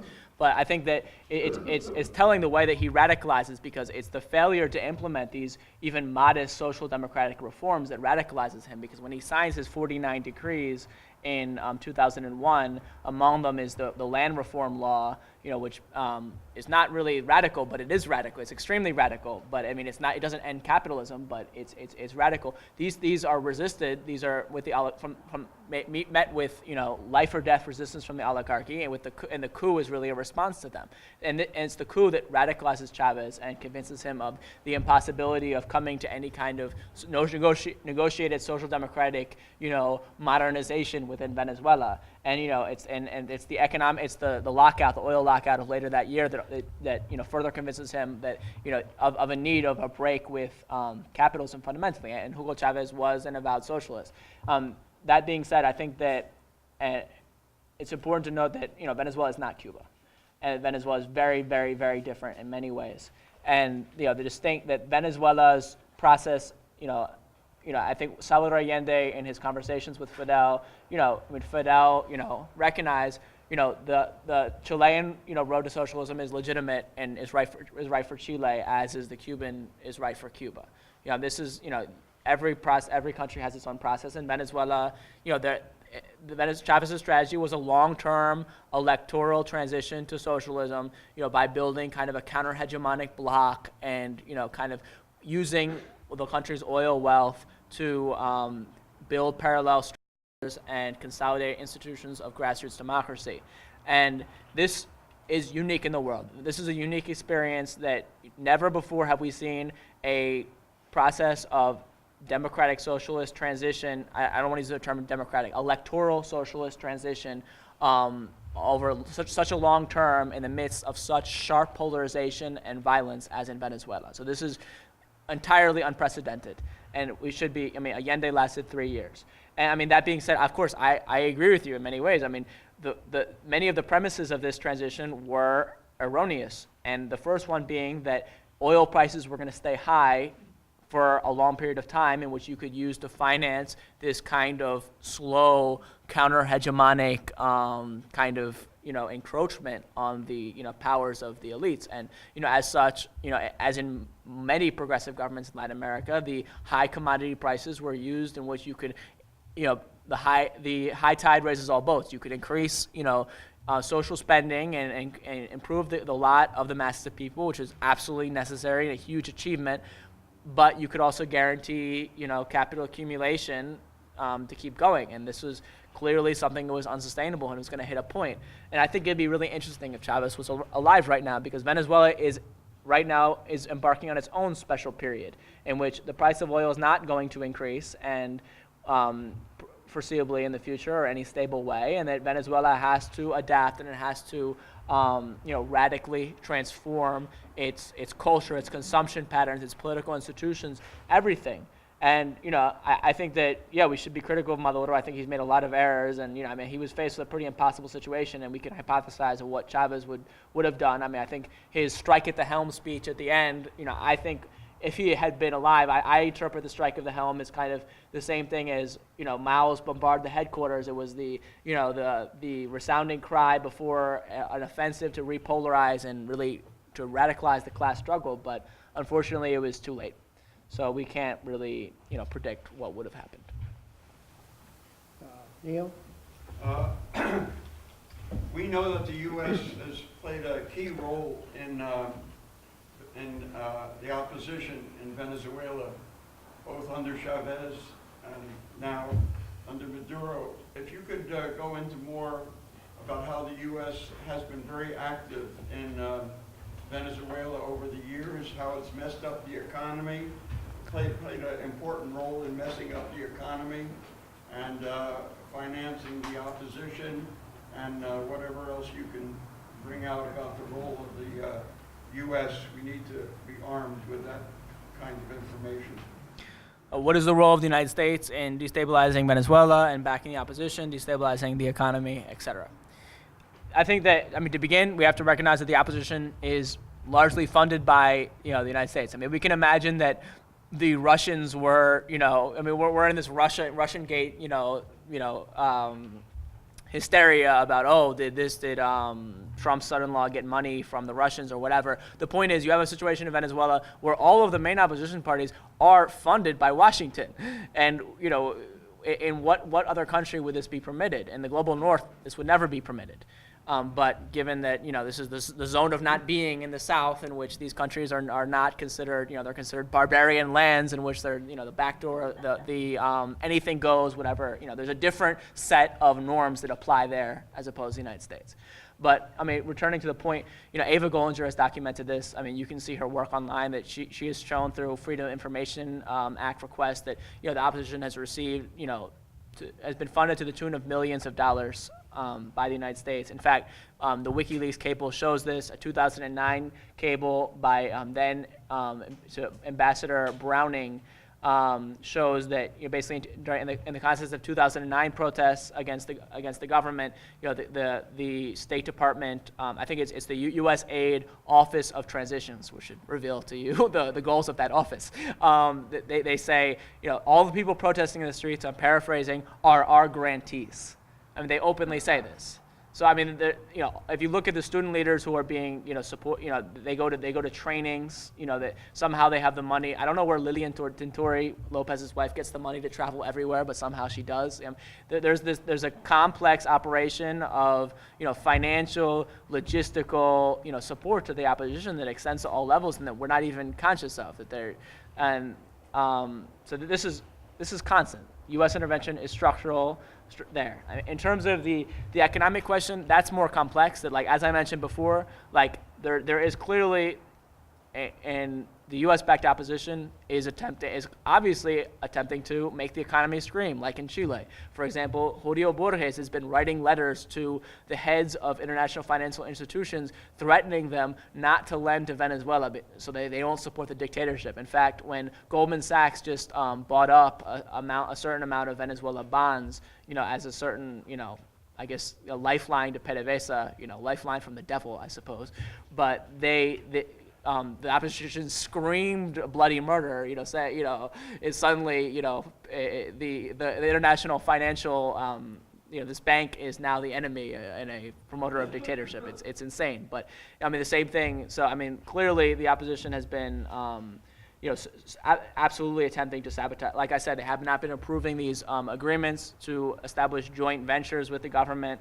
I mean, so these are all actions that, I think Noam Chomsky says something very correct with regard to Israel-Palestine, that, you know, nothing that Israel does, it does without a U.S. green light. That every action is a U.S.-Israeli action in one way or another. And I wouldn't go to say that every action by the opposition is obviously they have autonomy, but in key respects, you know, the fact that they've gone on the offensive in this way, you know, like they just received a huge signal from Washington, because they just said that Freddy Guevara, who is the leader of the far right wing of the Venezuelan opposition, he said, you can't force me to participate in regional elections. We're not going to participate. And he was motioning on to form a parallel government. And the head of the other more moderate opposition party, he slapped him down and said, you are irresponsible. And the United States just issued a statement saying they will not support any parallel government. So while they sanction Maduro and call him a dictator, they say that they will continue to dialogue with Venezuela. The Venezuelan government is the only legitimate government with whom they dialogue. So clearly that's a signal to their own people that, you know, we're not going to back you. We're not going to continue to back you. You need to, you know,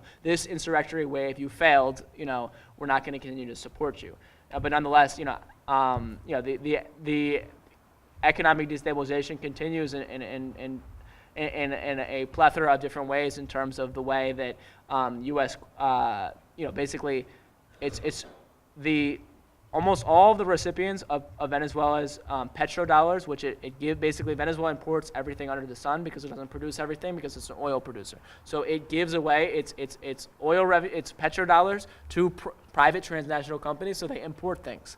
You know, what we've seen documented over the, you know, Luis Gavasut, for example, has documented that, you know, the fourth recipient of government dollars in 2013 was Polar, was the largest, you know, this, which is it's a transnational firm, has capital from Pepsi Cola.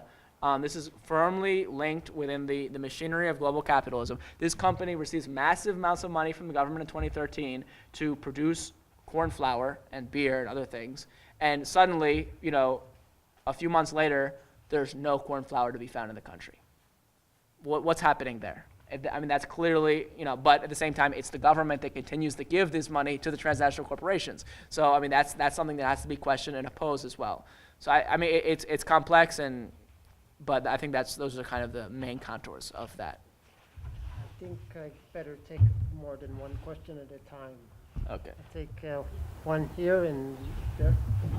What you just described in terms of how these capitalists, I call them capitalists, not oligarchs or transnationals, how these capitalists function, is exactly why the example of the Cuban Revolution is so important, and why the importance of the working class taking power is the only way you're going to actually end the thing. There's different variants, but what's been happening the last 20 years in Venezuela is a variant of trying to find a third road between capitalism and the working class taking power, and a working class revolution. And it's, you can look at Nicaragua, you can look at Brazil, there's many examples. So I would just really encourage people to read, it really holds up well today, the first and second declarations of Havana, that were the revolutionary manifestos of the Cuban Revolution right at the beginning, where they made this revolution when all kinds of people were saying, it's not time yet, you can't go that fast, you can't do it this way. And it was by mobilizing the working class and the farmers in their millions that they did it, and they're able to stand up to U.S. imperialism to this day. And I think they set an example not just for Venezuela, but very much for here in the United States. So I just want to add that. How? So I think these discussions, like comparing Cuba with Venezuela, Chile, that's all very interesting and important. But the primary thing for people inside the belly of the monster is to stand up to U.S. imperialism. Okay, we cannot let, kind of drink the lemonade about all these internal contradictions, which, you brought out some of them, as an excuse to not do whatever we need to do to stop U.S. imperialism from overthrowing another government in Latin America. That's the primary thing here. Having said that, I'd really like to hear a little more, particularly around the question of food. Everyone I've talked to from Venezuela basically honestly asked this question when Chavez was alive. Being the leader of the army, being the fact that 90% of both the officers and the rank and file were with him, why did he not, or why is Maduro not considering going into the bodegas, going into the warehouses where the food, hundreds of tons of food are stored, dealing with the black market both inside Venezuela and Colombia? That's one thing. The second thing is the question of indigenous rights. And what is, the Venezuelan government now doing about getting off of oil internally? Because the largest coal mine, in all of Latin America exists on the border between Venezuela and Colombia, where all the indigenous nations in that area were completely removed in order to do that. That was 15 years ago when Chavez was alive. So. Let me take some more questions. Just take one more and then, Yeah. or whatever. I'll make sure we get in everybody. We got like 30 minutes left. So how many, got 4 more, 5? Okay, 6. Okay, first. It was the gentleman there that talked about the revolution in Cuba and the takeover of. Louder, please. Well, he'll repeat it. He's going to. Can't hear you. But he's going to repeat it. Okay. She talked about the revolution in Cuba and the takeover by the proletariat, or maybe that wasn't the word she used, I'm not sure. But you went into great detail explaining Chavez's vision of how Venezuela was going to be transformed, and that it was going to take time, and that it wasn't going to be a revolution from the bottom that took place in 25 battles or one year or something like that. So I can't reconcile what she said with what you said, and I was wondering if you could talk about the point of view that you advanced as to how Chavez intended this to happen. And then I was, that's part of it, but I was also interested extremely in this construction of what I would call the Congress of Venezuela, where there was one representative from one kind kind of group, two from another, from the municipalities, two representatives from each municipality, and then one representative from these really strange social enclaves, like the gay, the LGBT community, and then you name some other communities that had a representative in the lawmaking body. And that really fascinated me. I wonder how that got established and who did that. Do you want more questions now, before you start? I guess take one more. Okay. Yeah, I think that there are many examples of where governments who call themselves revolutionary have tried to perform capitalism. I agree. I think that we should oppose U.S. imperialism in Venezuela and everywhere else in the world. And you could see that in the coup that they attempted in 2002. And what saved Chavez's soul there was the workers who came down from the hills and marched around the palace. And I think the military looked at that and said, no, we can't. They split up. But I think that the strongest defense against U.S. imperial intervention is what they did in Cuba. They drove through with the revolution and they were invaded by U.S. imperialism and they beat it in less than 72 hours. That's the strongest thing. The way that they did that was by mobilizing the masses. All these reforms, revolutionary reforms of taking over the oil companies and so on, were from the bottom up. They were demanded by the workers and the government backed them up. They're not from the top down. That's if you take examples from history. You can have a vision, but if you Can slip you the ask ball a up, question? you better be ready. You want another question? Yeah, take one from the back. From the back. Back, okay. Yeah, Hi. I just wanted to piggyback off of a question a couple questions ago, kind of a two-part question. One, as far as an international presence, there are things that you can touch upon that groups that may not necessarily have the same goals, but resist austerity or resist bureaucracy that have come together internationally, or resist imperialism to kind of help Venezuelan people, but also in Venezuela, people who don't necessarily identify with radical left to come together to kind of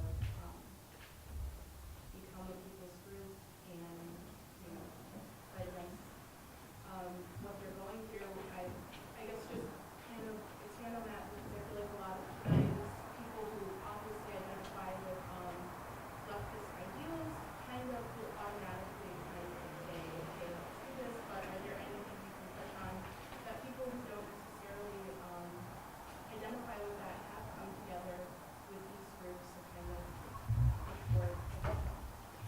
How do you win people over who are not necessarily identified with you? How you win people over, but have there been examples in the recent past of that? Of doing that, okay. One more? No, I'll take this for now.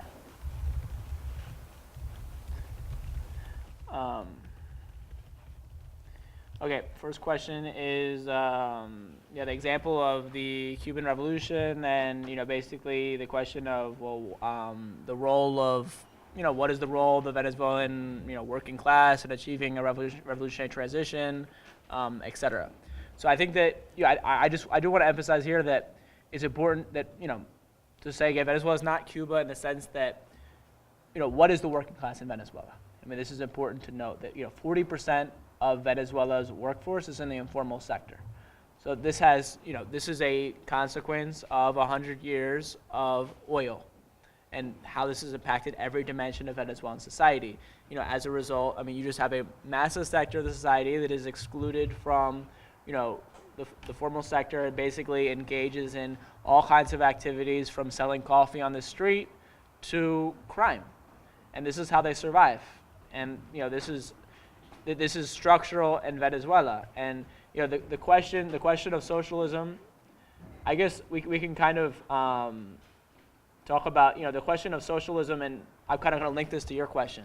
The question of Chavez's strategy for social, you can't neglect the economic dimension of rentierism, of how do you get the country to produce, how do you get, and in fact, early on, Chavez's proposal to form workers' cooperatives throughout the country early on was very interesting in this respect. But ultimately, this proposal was sabotaged by the very logic of underdevelopment, because there simply was not in the population just not a lot of the culture of rentierism, of basically there was not a culture of work, in the sense that basically these cooperatives just ended up dissolving, in which the money that was given to form them was just disappeared, and they didn't actually form sustainable cooperatives. I mean, because partly just there was not the discipline, in the sense that you have a large industrial proletariat that is highly organized in labor unions and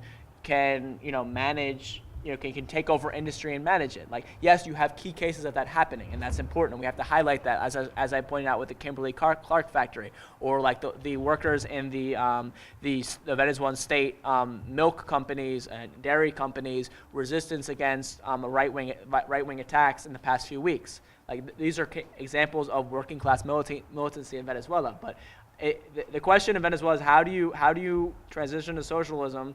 We have to rethink all of our paradigms here about what does transition to socialism mean, and in a country that does not have a formal organized working class, as in other countries in which basically the models of revolutionary transition are outlined.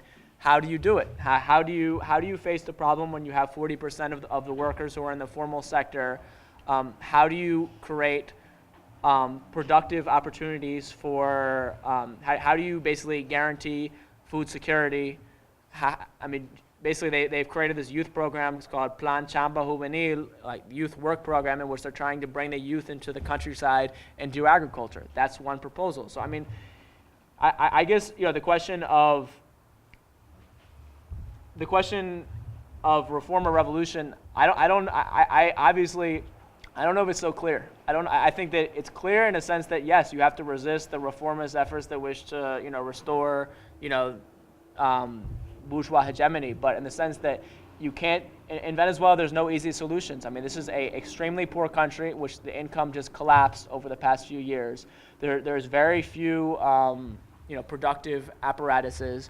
The country, to go to the indigenous question, one of the consequences of this is that they're beginning to massively expand extractivism in large sections of the country. And for me, I find this absolutely detestable.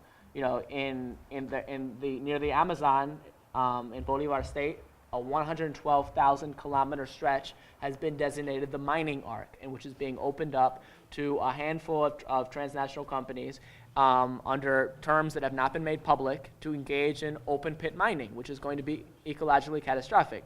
Certainly, the government has ordered they can't use mercury in the mining, and 60% supposedly of all the revenues are going to go to social programs. I don't know, but the point is, I mean, this is abhorrent. And the same thing they're doing coal mining, as you mentioned. They just opened up new mines on the border with Colombia. This is abhorrent, but how do we stand? What is Venezuela supposed to do in this? And for me, I obviously detest it, but in light of the fact that Venezuela has 11 billion in its reserves and basically depends entirely for imports on transnational capitalist companies like Polar and Pepsi Cola, et cetera. And there's a shortage of medicines in the country. It needs to import medicines. What is it supposed to do to guarantee these things to the people? I mean, it's a complex question. I think the way they're going about it is absolutely unacceptable in not making it transparent and attempting to defend it as eco-socialist. But nonetheless, I mean, these are dilemmas. How do you govern from the left in an extremely poor, dependent capitalist country? It's an extremely serious problem, and I think Hugo Chavez had a lot of ideas about attempting to do so, and I think that we need to go back and take him seriously as not just as a leader, but as a thinker, as a revolutionary thinker. And I don't have the space here to develop any of these points, but they're just hypotheses. And to move on, the question of, I think I just combined a lot of questions into one. Why did Chavez not use why did Chavez or Maduro not use the military to deal with food hoarding and food smuggling? I mean, this is a complex question because, in part, the military in Venezuela is unfortunately very much linked to a lot of corruption. So to the point that like the military controls the system of food imports in the country, and that they scrape a lot off the top. They are definitely, there's a lot of import fraud in which they're complicit. So it's not just, the military is not just a revolutionary military. It's not like a people's army, or the Cuban Revolution or the Chinese Revolution that can just be used to carry out revolutionary changes. It's this very complex, amalgam of, some of progressive forces, but also just, reactionary forces and just corruption. And it's a serious problem. So there are no easy answers. I don't come here with easy answers. The other question is about, I did want to return to the question about the Venezuelan road to socialism versus the Cuban road. That I do think that everyone should really read George Chicarello's book, We Created Chavez, because it kind of contextualizes why Chavez, where Chavismo came from, and why the Venezuelan road to socialism took the characteristics that it took. And you have to understand it in light of the failed guerrilla struggle of the 1960s and 70s in Venezuela, and basically the Venezuelan left, which was deeply embedded among, the popular sectors, among labor unions and others in the 1940s, and the struggle against the dictatorship in the 40s and 50s, ultimately took to following the Cuban model. They left the cities and they took where the majority of the population lives, and they took to the countryside, totally isolating themselves and engaging this totally failed, both in political and military terms, guerrilla struggle, and they were defeated. And it was only, and George Chicarello's argument is that it was these defeated cadres who returned to the barrios and began to plant their roots once again among the masses of people that from there you start to see the revolutionary organizations that have brought us the Bolivarian Revolution. For example, Chavez's brother, Adán Chávez, was a militant in the party of the Venezuelan Revolution, which grew out of the guerrilla struggle. So Chávez was directly linked to that. You also asked, what is the, can you talk more about the composition of the sectoral representatives within the Venezuelan National Assembly? And I think this is interesting because, like I said before, this is different from the 1999 process. That this is entirely new. That they're deciding to basically, I would say, it's kind of affirmative action to recognize certain sectors of the population. And like I said, the workers, campesinos, and fishermen. Communes and communal councils, people with disabilities, pensioners, and business people. So this is definitely a means of trying to prioritize the demands of certain sectors, and I think that it's defensible on those grounds. It's important, though I would definitely have revised the sectors included in that. I think that women should have been included as so should have LGBT people, but unfortunately they were not. They were not. Though, I mean, they have said that Maduro said that the representation was going to be at least half women or more than half women. I don't know if that actually, I haven't seen the results of that bared out, but I mean that was the idea. So I think it's an interesting way to prioritize the demands of certain groups. I mean, I think it was also part of an electoral strategy to kind of overrepresent Chavismo in a certain way, though not that it mattered because the opposition boycotted. And lastly, before we get to take more questions, the example you kind of asked about examples of basically in Venezuela historically of kind of processes of constructing hegemony, of winning people over who don't necessarily agree with you. And I think that the Constitutional Assembly is an example of this in a way that Chavismo Bravillo was, as I said, this defiant Chavismo was the reason, and Maduro paid tribute to it on the night of the victory, as this is the reason why we won. This actually succeeded in mobilizing a lot of people who were just utterly disenchanted, people who who had become disenchanted with the government and needed to be re-enamored with the process. And by presenting these these candidates and presenting these very interesting proposals that could have a real impact on people's lives, people were won back to the process. And I think that explains this, the fact that Chavismo was able to win back, according to these figures, something like 2 million votes. Because keep in mind that since 2012, Chavismo has bled nearly 3 million votes, because Chavez had won like 8,100,000 votes in October 2012. Maduro won 7.5 million, and then the Chavistas won 5 million in the National Assembly elections in December 2015. So that's about 3 million votes that they lost, and they're able to definitely win back 2 million, at least 2 million of those votes, which is a huge gain, and I think it speaks to the success of that campaign. Who's she? Jerry? Steve? You said me. Okay, I just want a quick clarification. You said there was Constitutional Assembly or a referendum where the three questions were: do you want a constituent assembly? Do you want the armed forces to enact the Constitution, which you said was disguised as do you want a military coup? Okay, there was a third one where I missed a word or two.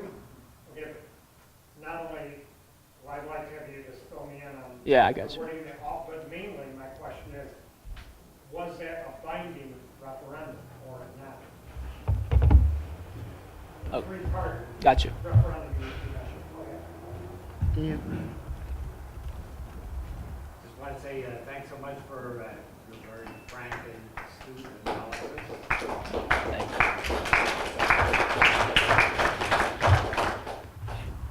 I'd just like to say to everybody, what does this matter to us? And then there's the question of who's us. Jose Martin talked about our America. Our America is the working people and farmers in Canada, the United States, and all the people of Latin America. That's who we stand for. And the stakes are extremely high for us in Venezuela. This is not, like, what about the election? This is a huge thing for everybody here, all of everybody in our America. What the U.S. government and the Venezuelan capitalists are trying to do is carry out a counter-revolution in Venezuela. It will end up in a bloodbath that will eliminate free health care, the food that's provided, the housing, all the social services, and thousands of people, probably tens of thousands of people will die, just like what happened in Chile, Argentina, Brazil in '64, Guatemala. The U.S. government, which represents our enemy, the bondholders and billionaires, have invaded every country in Latin America. Every country in Latin America. That's what they're trying to do in Venezuela now. It's essential for us to stand up with the people in Venezuela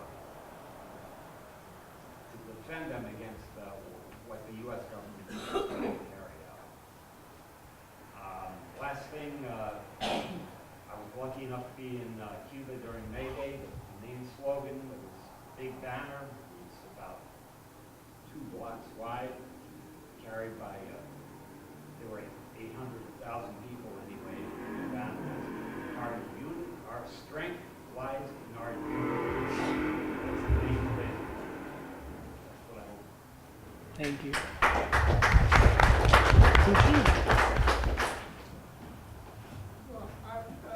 What was that a binding referendum? We're going to take 3 more questions. We're going to take. I have witnessed the American coups. I was talking to a friend, how many coups did they do, are trying to change the state or the regime change. He said, my friend is here, he said, it's so many, I can't count, it's so many of them. I've watched it for 65 years since the coup in Iran. Then it was the one in Guatemala. then there was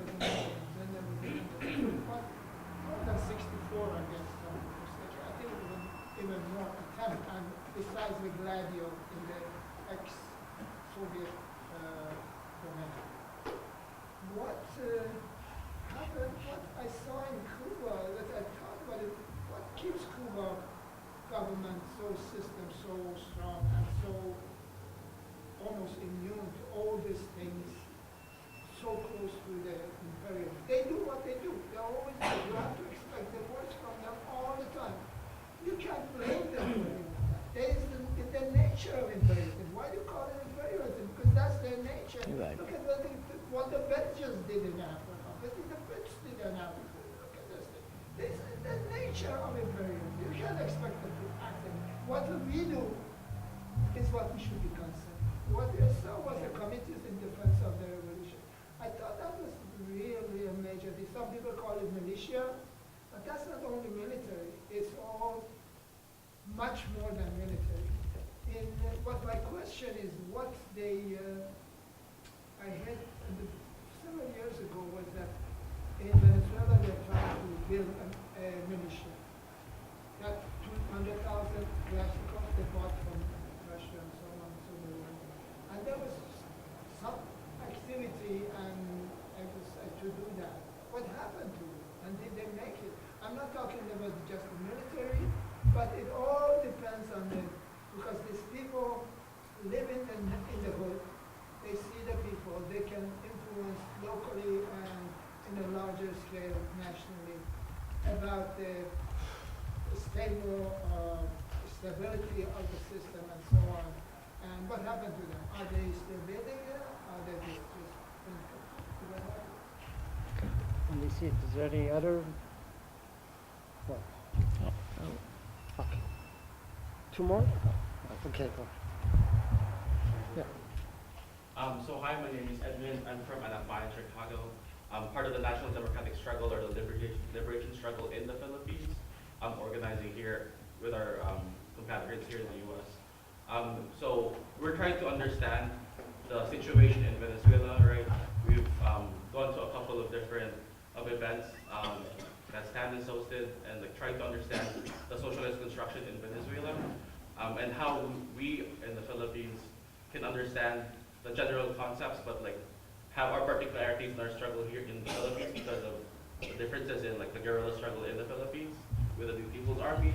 But and my question really is like similar to the next person to me is that how are they continuing the mobilization, the education, the organization of the masses of the people in Venezuela? Because they're at the end the ones who are gonna try and like create the history of Venezuela, the country of Venezuela, right? As you said, the young people are trying to have a program to go to the countryside and to integrate there. But how are other, like, can you be more comprehensive in like what the program is to not just give our services or, you know, I know they have programs or like ministries where they give housing to the poor, and they've been very successful with that. But what are the other ways where they not just give services but educate and politicize and involve the young people, involve like the parents, the moms, the grandmothers or whatever, to be more involved in continuing the revolution in Venezuela? Thank you. You want more? Do you want? Okay.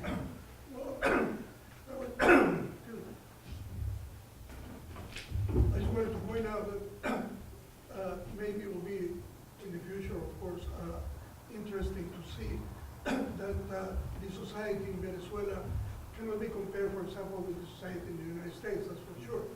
It looks more like the society in Mexico from. And what I was getting at is the use of the word middle class.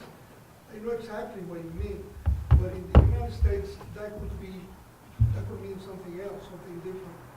And then you clarified a lot when you said that 40%, and I would say that even more, but 40% is a good figure. 40% of the people in Venezuela working age actually work in the how do they call it, the informal economy, they have all the names. In Mexico it's even higher, even though, there's a lot of more industrialization than in Venezuela. So anyway, I think that when we speak of a middle class in the U.S., we tend to think, I don't know, workers from the south of Chicago or something like that, working. But no, these people Exactly. over there are actually semi-oligarchy in the way they act and they live. They live in surrounded, gated communities, but when you cannot get in, Exactly. Okay, I'll take these two questions. So the first question. Okay, you're gonna say all the questions on that. Oh, okay. The first question, is can you explain more about the plebiscite? Was it binding? What were the three questions? And yes, you're right. I did not explain it very well at all. The first question was absolutely. The first question was, do you reject or recognize the Constituent Assembly? The second was, what is the role demanded of the functionaries and the National Armed Forces in restoring the constitutional order? And the last one was, do you back the renovation of public powers, the confirmation of a unity government, the holding of free and transparent elections within the Constitution? Which, in other words, is basically, do you back immediate presidential elections to establish a unity government, being a neoliberal government that's going to implement austerity measures? I mean, that's what, in their language, that's what that would be. In terms of... By using the word transparency, they're kind of disguising. Exactly. Yeah, no, that's completely the case. And it is actually the case that the far right of the opposition actually had called for the formation of a parallel government, which, as I mentioned before, the United States has totally vetoed, and the more moderate elements of the opposition. I shouldn't have used the term moderate because they're equally, violent and, vicious, but nonetheless, they're more, they're less avaricious, and they can wait a little bit longer. In terms of it's not a binding. The plebiscite was not binding. It was presented as basically this is the voice of the people of Venezuela. This is the democratic mandate, and outside of the bounds of the institutions, which are seen as obviously dictatorial according to the mainstream media. So that was the way that was presented by the media, and of course, none of the media questioned this quote, the mythical 7.4 million, vote figure for the plebiscite, whereas, no one is accepting the 8 million figure. No international media outlet is accepting the 8 million figure that the government, the CNE, has released. I don't know if that clarifies that. Yeah. Okay, what was, do you have the totals for and against each point? Oh, for the plebiscite? Right. No, the thing is, what a friend of mine who used to work in the CNE told me, his hypothesis is that they actually tabulated each question separately and they added them up. So you have to divide it by 3 to get the real number of people who voted in it. In fact, I was on Margarita Island in Nueva Esparta during the day of that referendum, and there was not a lot of people out there. So I think, and there was mostly upper class, white people who voted for it. In any case, they burnt the ballot, so it's impossible to do any audit. So we have no idea. Convenient. Yes, the opposition burnt the ballots. Exactly. I think we can infer from that they were afraid they were going to lose. Indeed. Okay. So I will attempt to do justice to your very good question. The question of, I guess I'm going to merge the two questions into one of, what happened to the militias, and we'll start with that question. There is a Bolivarian militia in Venezuela. That the thing is, it's not an independent entity that's necessarily subordinated to local communities.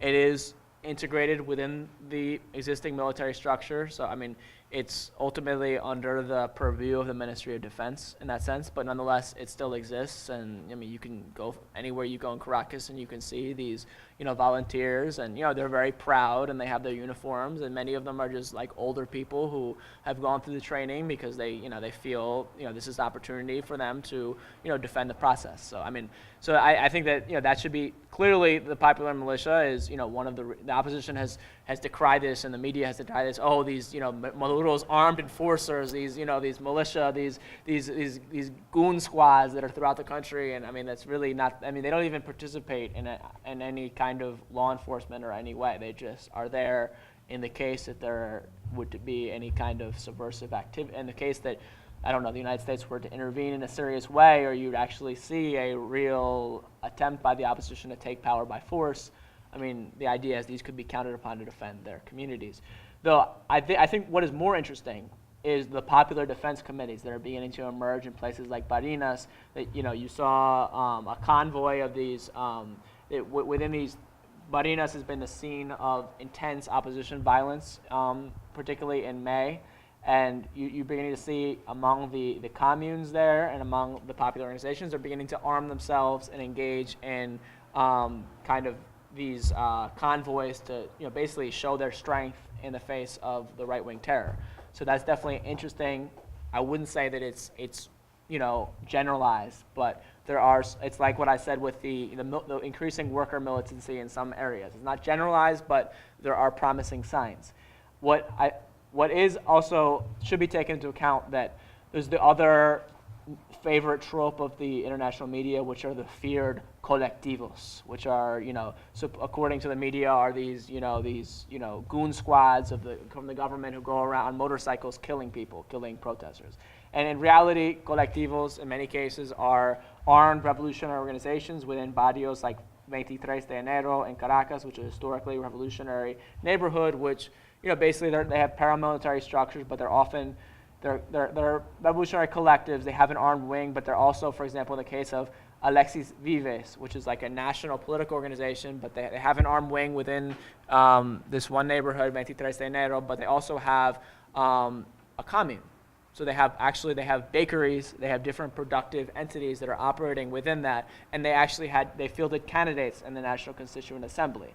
So the colectivos continue to be, I mean, this is, what people have, told me is that, the government wants to give in, but it's the colectivos, it's the militancy from below that's not going to let them, because they know that if the government turns over, I mean, there's a real threat of civil war, because if the opposition were to come to power and attempt to, basically the first thing they would have to do would be disarm all of these groups, and it would be extremely violent and bloody, and like these organizations, the barrios are not going to simply roll over and allow the opposition to do the same thing that they're doing in Brazil and other countries. So, I mean, again, this is very dangerous and worrisome. It needs to be. I don't think we should all glamorize the kind of bloodshed that would result from the situation. And there should be ways to continue the revolutionary transition without having that happen.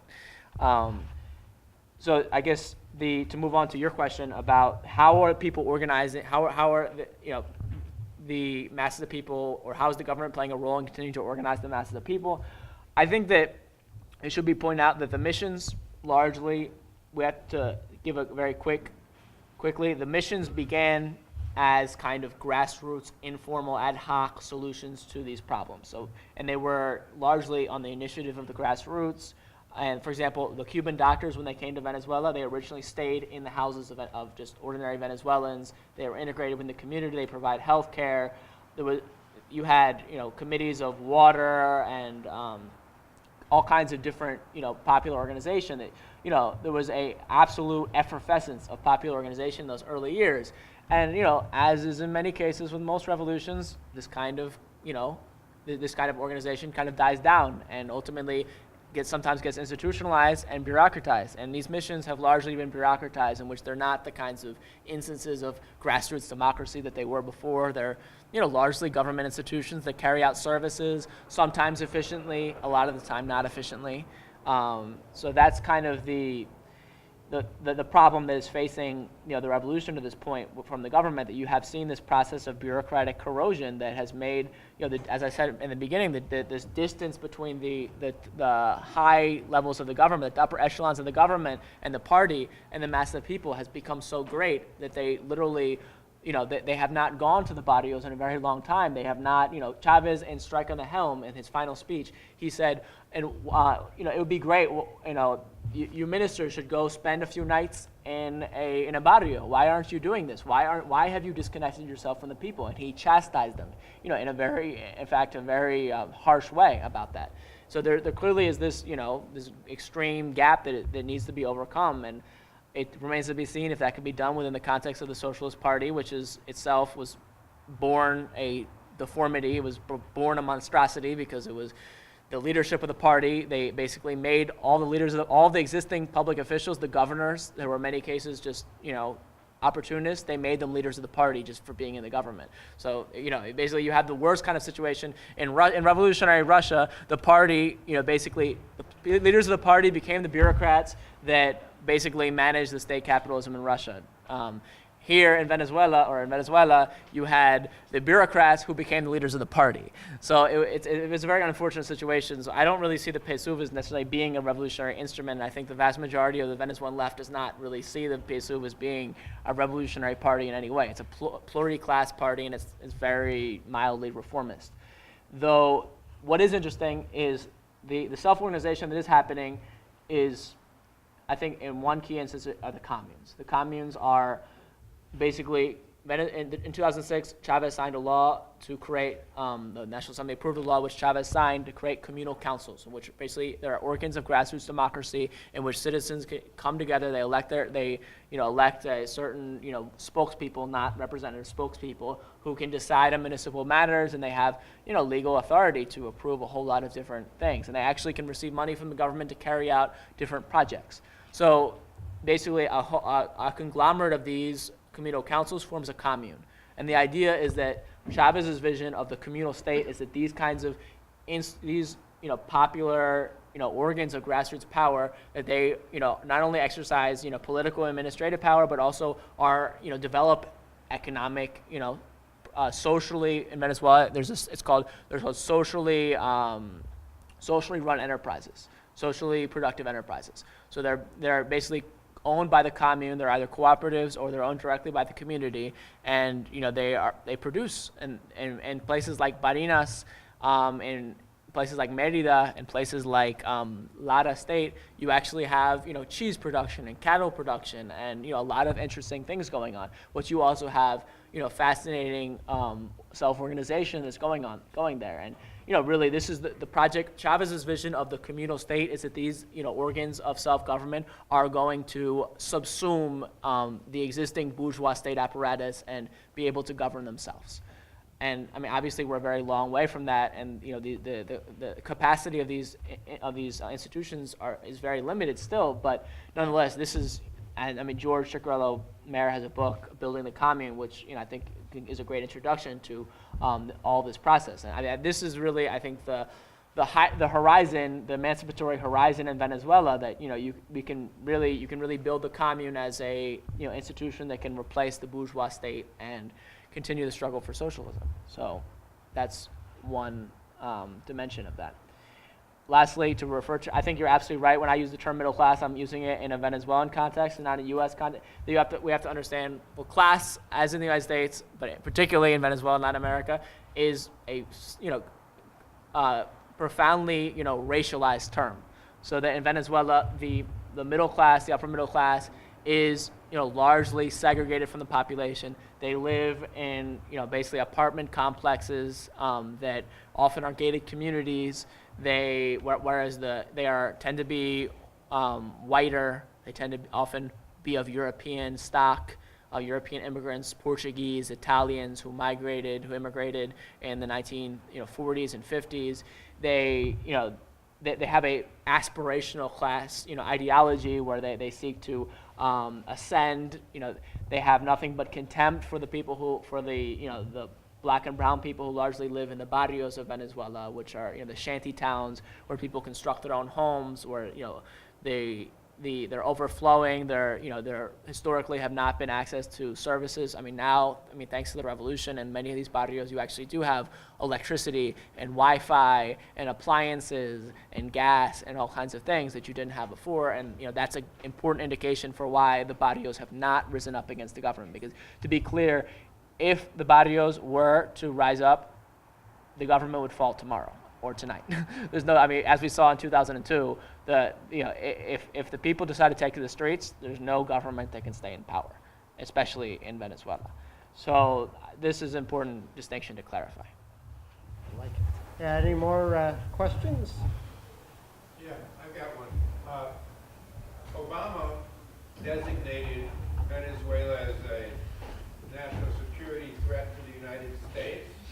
Seems sort of ludicrous, but I understand it had significant impact economically because of provisions that go with that declaration and how they affect access to credit on the global market.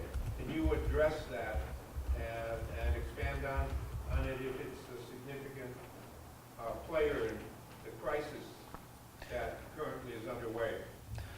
Can you? I was listening to a speech by Bruce Cummings about North Korea. It was a conference in June, and in that speech he said that every country that the U.S. has declared a threat to its national security has been invaded by the U.S. and overthrown, except for Cuba. It's very true. So the question was, what is the role of the Obama decree for declaring Venezuela an unusual and extraordinary threat to U.S. national security and basically in influencing decisions of international financial institutions not to lend to Venezuela? I think that Telesur had a very interesting report late last year where they interviewed Francisco Rodriguez, who is no Chavista. He is the head of Torino Capital. He's a former Bank of America Merrill Lynch chief economist. This is not a radical guy, but he openly said that, basically that the Obama decree had a direct impact on discouraging entities, banks from lending to Venezuela. For example, we see the unprecedented case of Citgo, Citigroup.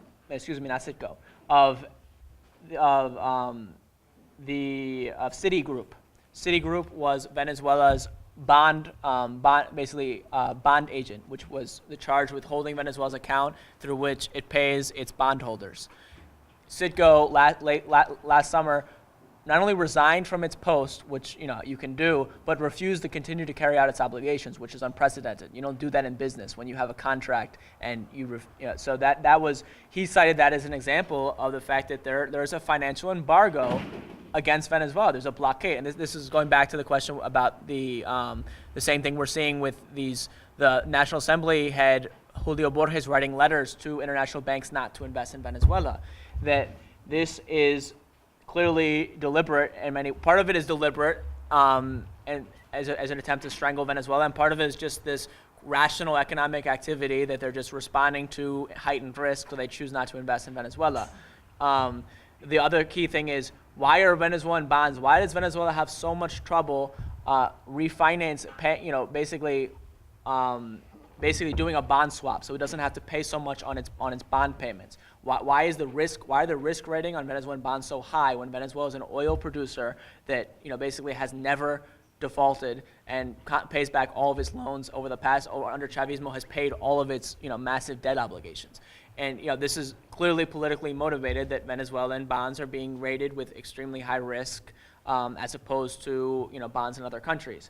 Yeah, and I guess to return to the first point is, well, why does a country like Saudi Arabia, which is also being hit hard by this global collapse of oil prices, or a country like Nigeria, which is likewise extremely dependent upon oil, why are they not experiencing the same type of crisis in Venezuela? Yes, you can say that the Chavista government should have put more in the reserves and they should have had a rainy day fund. That's absolutely the case. But nonetheless, Saudi Arabia, Nigeria, all these other oil producers can count on international credit line to weather the crisis, and there's no doubt about that. They're democracies, right? Oh yes, absolutely. Okay. I guess we... Well, thank you so much for coming. I really appreciate the time.